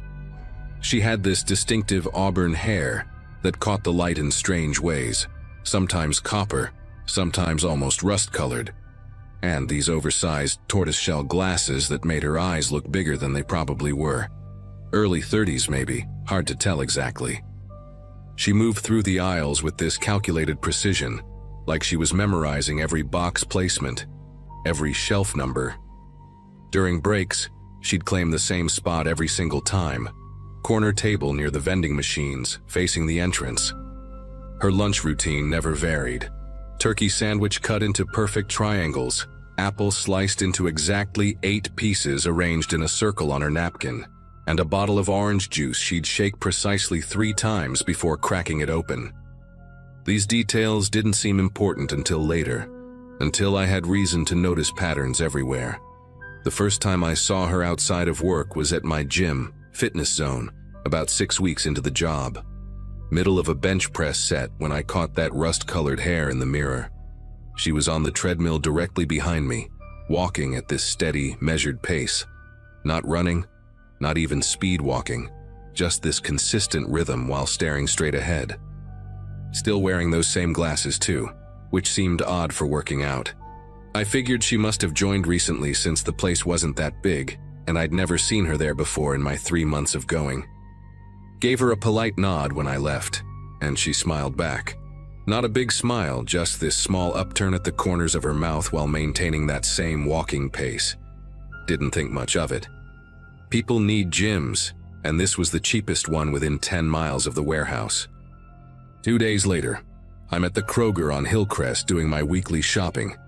Headphones in, zoning out in the cereal aisle, trying to decide between store brand or spending the extra $2. I reached for a box on the top shelf and nearly knocked into someone. Diane, holding a basket with exactly 3 items: a loaf of wheat bread, a package of deli turkey, and a single orange juice bottle. She laughed, this quiet little sound that was more like an exhale, and said something about us having the same shopping schedule. Her basket looked weirdly empty for a grocery run, like she came for just those specific things. We made small talk for maybe 30 seconds, weather, work schedules, how crowded the store gets on weekends, before I excused myself to finish shopping. When I was checking out 15 minutes later, I saw her at the self-checkout with those same 3 items. Nothing else. The coincidences started piling up after that. The laundromat on Saturday morning, there she was, washing what looked like a single load of dark clothes, reading a paperback with the cover folded all the way back so I couldn't see the title. The Subway near my apartment where I grab dinner sometimes, she'd be sitting in the booth by the window, that same measured way of eating, taking identical bites from her 6-inch veggie sub. Even at the gas station near the highway exit I used, filling up her beige Altima while I was inside buying energy drinks for my shift. Each time she'd acknowledge me with that same controlled smile, maybe a small wave, acting like it was perfectly normal to run into your coworker everywhere. Started feeling like those old spy movies where someone's always in the background, except she wasn't trying to hide. She was right there, visible, present, making sure I saw her. At work, nothing changed.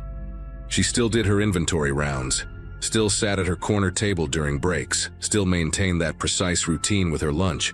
But now I noticed other things. How she'd sometimes walk past my forklift even when that section didn't need inventory counts. How her brakes seemed to align with mine, more often than before, even though inventory control had flexible brake schedules. How I'd catch her looking at me from across the warehouse floor, not trying to hide it, just watching with this flat, unreadable expression behind those magnified eyes. When I mentioned it to my co-worker Paul during a smoke break, told him I kept running into Diane everywhere, he just shrugged and said she seemed lonely, probably didn't have many friends. But lonely people don't show up at your gym, your grocery store, your laundromat, and your gas station all within the span of a week. Then came the night I found her in my apartment complex parking lot. I'd just pulled in around 12:45 a.m. after my shift, exhausted and ready to crash, when I saw that beige Altima parked 3 spaces down from my usual spot. She was sitting inside, engine off, interior light on, writing something in a small notebook. My complex had 40 units and visitor parking on the other side, so there was zero reason for her to be in the residence section. I sat in my car for a solid 5 minutes waiting to see what she'd do. She just kept writing, occasionally looking up at my building, then back to her notebook. Finally, I got out and walked past her car pretending to check my phone. She didn't try to duck or hide, just looked up at me through the windshield and gave that same small smile. I kept walking, went inside and watched from my second-floor window. She sat there for another hour before driving away. I started changing my routines after that. Different gym times, shopping at the Target across town instead of Kroger, taking alternate routes home from work. For about a week, it worked. No Diane sightings outside the warehouse. I actually started to relax, thinking maybe I'd overreacted. Maybe it really had been coincidences. Then on a Friday morning, I came out to my car to find a folded piece of paper tucked under the windshield wiper. My first thought was a parking ticket, but the lots here don't have any restrictions. The paper was this cream-colored stationery, the expensive kind with texture you can feel. Unfolded it to find 7 words written in very neat, very precise handwriting. Why are you avoiding me, D? My apartment complex has security cameras at the entrance, but maintenance told me they'd been broken for months when I asked to see the footage. I took the note straight to HR that same afternoon, along with a written list of every time I'd seen her outside of work. The HR manager, a tired-looking woman named Carol, read through everything while tapping her pen against her desk in this irregular rhythm that made me anxious. She asked if Diane had made any threats, if she'd tried to enter my apartment, if there was any physical contact.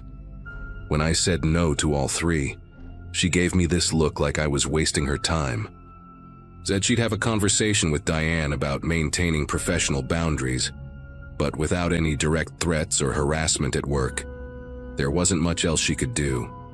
Suggested I file a police report if I felt unsafe. The cops were even less helpful.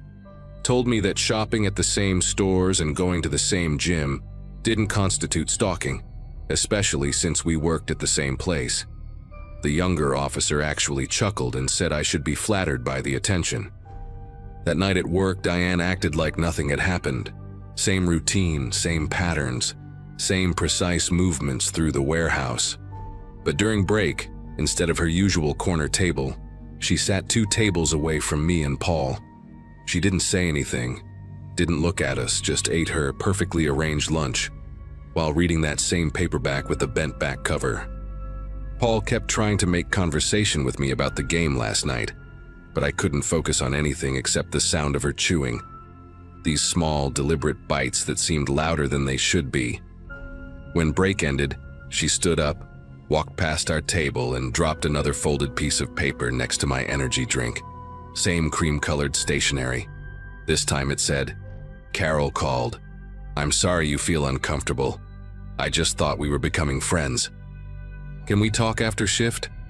I looked up to respond, but she was already walking away, that measured stride carrying her back into the maze of inventory shelves.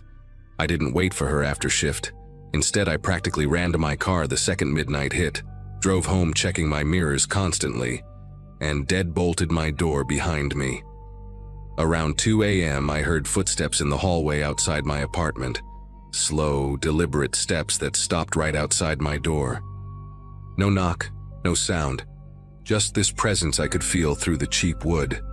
I held my breath, watching the shadow under the door gap stay perfectly still for what must have been 10 minutes. Then the footsteps resumed, walking away down the hall. I didn't sleep that night, just sat on my couch with a baseball bat across my lap and my phone ready to dial 911. The next morning, there was another note slipped under my door. "You left so quickly. I brought you coffee, but you weren't available. It's getting cold outside. You should wear a jacket. I notice you never dress warm enough. D." The thing that got me was that last line. She'd been watching me close enough to notice what I wore to work every day. I quit the warehouse job that Monday, didn't even give 2 weeks' notice. Told them family emergency and never went back. Moved in with my parents 2 towns over, changed my phone number, deleted all my social media. It's been 3 months now and I still check parking lots for beige Altimas. Still feel my chest tighten when I see auburn hair in a crowd. Last week my mom mentioned she'd met a nice woman at the grocery store who had just moved to the area. Said she worked in inventory control and asked if we knew anyone hiring. The woman had distinctive reddish hair and thick glasses, very polite, very precise in how she spoke. My mom gave her my dad's company information before I could stop her. I'm looking at apartments in another state now, somewhere far from here. Sometimes being paranoid isn't paranoid at all. Sometimes someone really is watching you, learning your patterns, writing them down in neat handwriting while sitting 3 spaces away from where you park every night.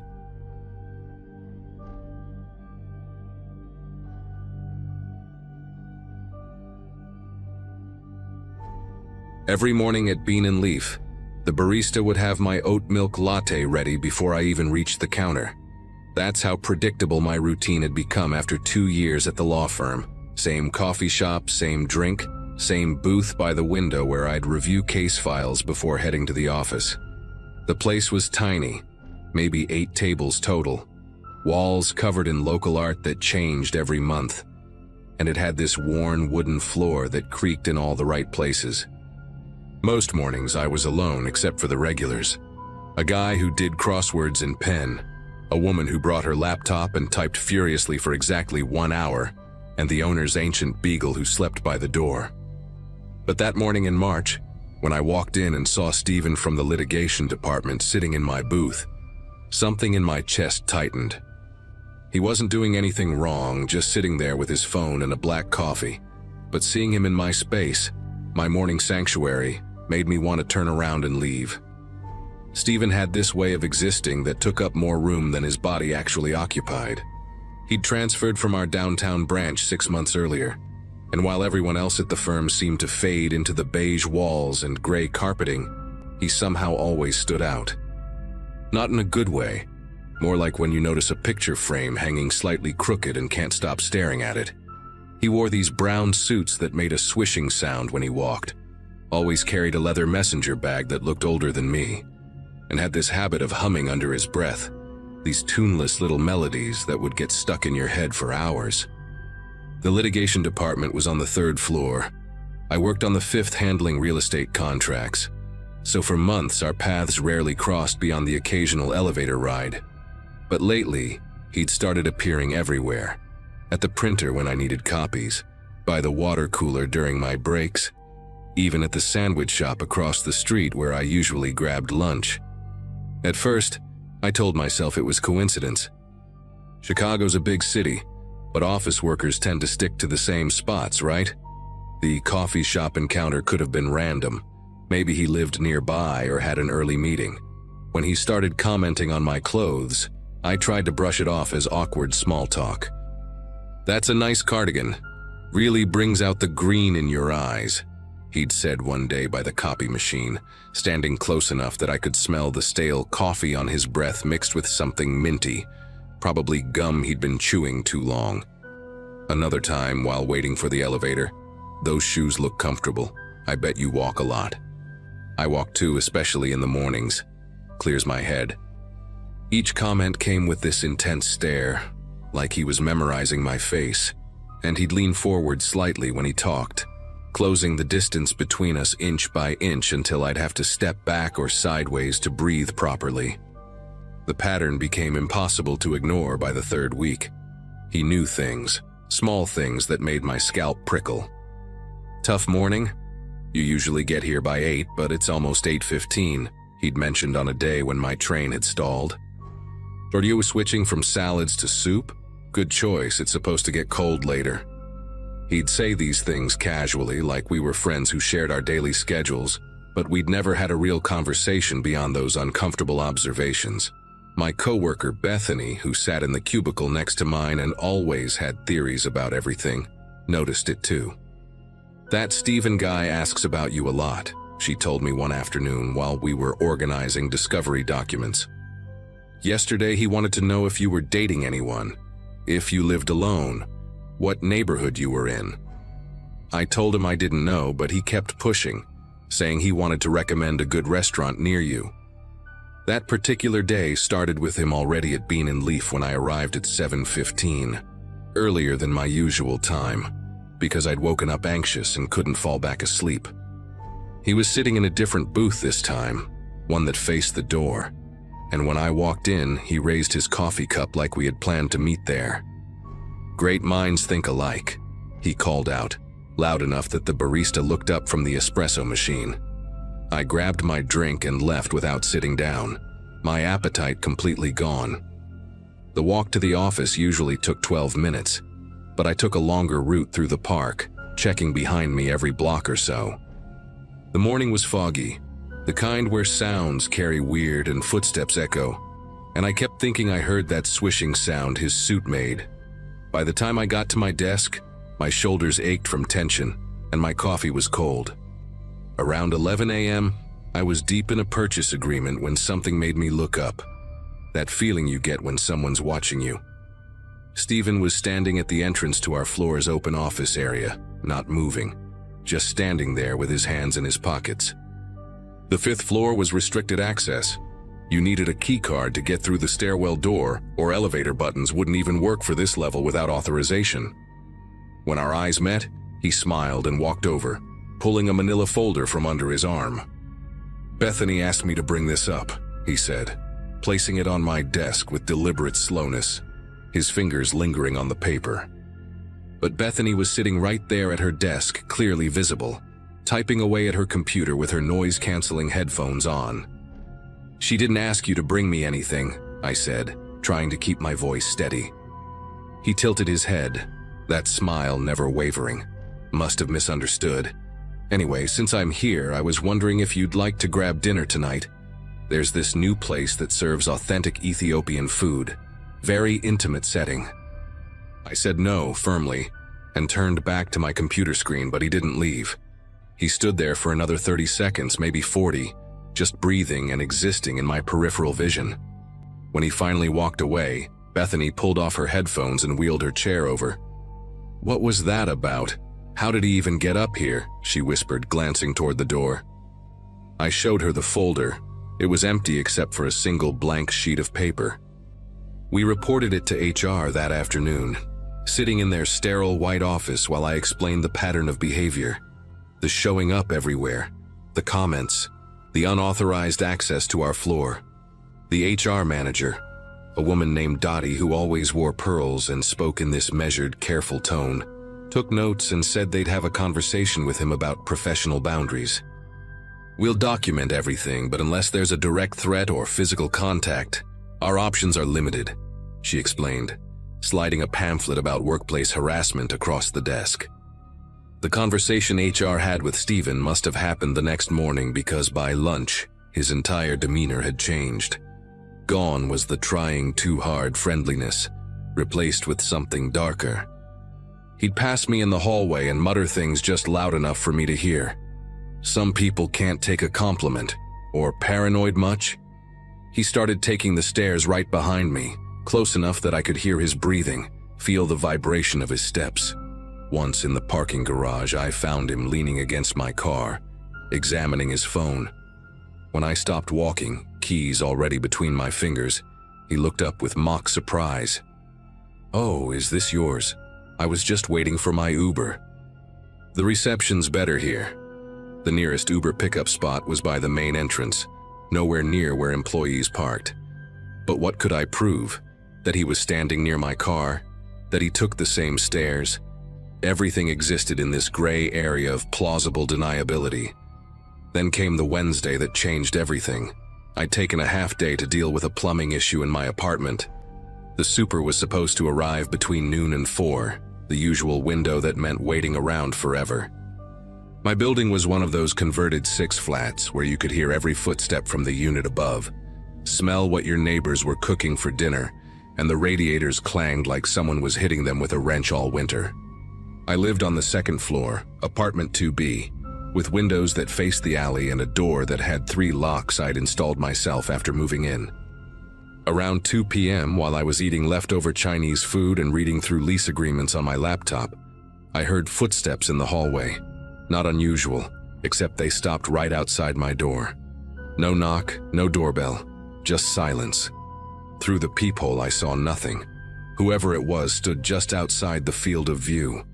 After maybe 2 minutes, the footsteps retreated, and I heard the building's front door slam shut. I almost convinced myself it was the plumber doing a bad job of finding the right apartment, but something made me open my door to check. There, taped at eye level, was a cream-colored envelope with my first name written in block letters. My stomach turned to ice water as I peeled it off, looking down the empty hallway before ducking back inside and throwing all 3 locks. Inside the envelope was a single sheet of paper, the same cream color with a typed message. "You looked beautiful this morning in your blue dress with the tiny flowers. The way the sunlight hit your hair at the coffee shop was like watching honey pour from a jar. I know you feel it too, this connection between us. Stop fighting it. I can be patient, but not forever. P.S. Your cat looks lonely when you're at work. Maybe she needs a friend. My cat. He'd mentioned Pepper. The windows, I thought immediately, running to check them. The fire escape ran right past my bedroom window, and from the alley, you could see straight into my living room if the curtains were open. I called the police while pulling every curtain shut, my voice shaking as I explained the situation to the dispatcher. 2 officers showed up 40 minutes later, a younger guy who took notes and an older woman who kept checking her watch. They read the letter, looked at the envelope, asked if he'd made any explicit threats of violence. He's watching my home, he knows about my cat. He got into my building, I kept repeating, but they explained that without proof it was him. Without a direct threat of harm, they could only file a report. The older officer suggested I get security cameras, vary my routine, maybe stay with friends for a while. These types usually escalate, she said quietly while her partner was on the radio. Document everything. Get a restraining order if you can. After they left, I called in sick for the rest of the week, emailed HR the police report number, and started looking for new apartments on my phone while Pepper curled up next to me, oblivious to why I kept checking the locks. That night I barely slept, jumping at every noise from the street, every creak of the old building settling. Around 3 a.m. I heard something that made me grab my phone to record. Footsteps on the fire escape, slow and deliberate, stopping right outside my bedroom window. A shadow passed across the curtain, stayed there for maybe 10 seconds, then moved on. The recording captured the metallic groan of the fire escape under someone's weight, and what sounded like fingers dragging across the glass. I called 911 again, but by the time they arrived, whoever it was had gone. The next morning, I packed a bag and went to stay with my cousin in the suburbs, submitted my 2 weeks' notice via email, and started the paperwork for a restraining order. The law firm tried to convince me to stay, offered to transfer Stephen to another branch, but I was done. Later, I found out from Bethany that they'd found a whole folder in his desk with photos of me printed from the company directory, social media, even some that looked like they'd been taken from across the street with a zoom lens. He was fired, but as far as I know, never faced any real consequences.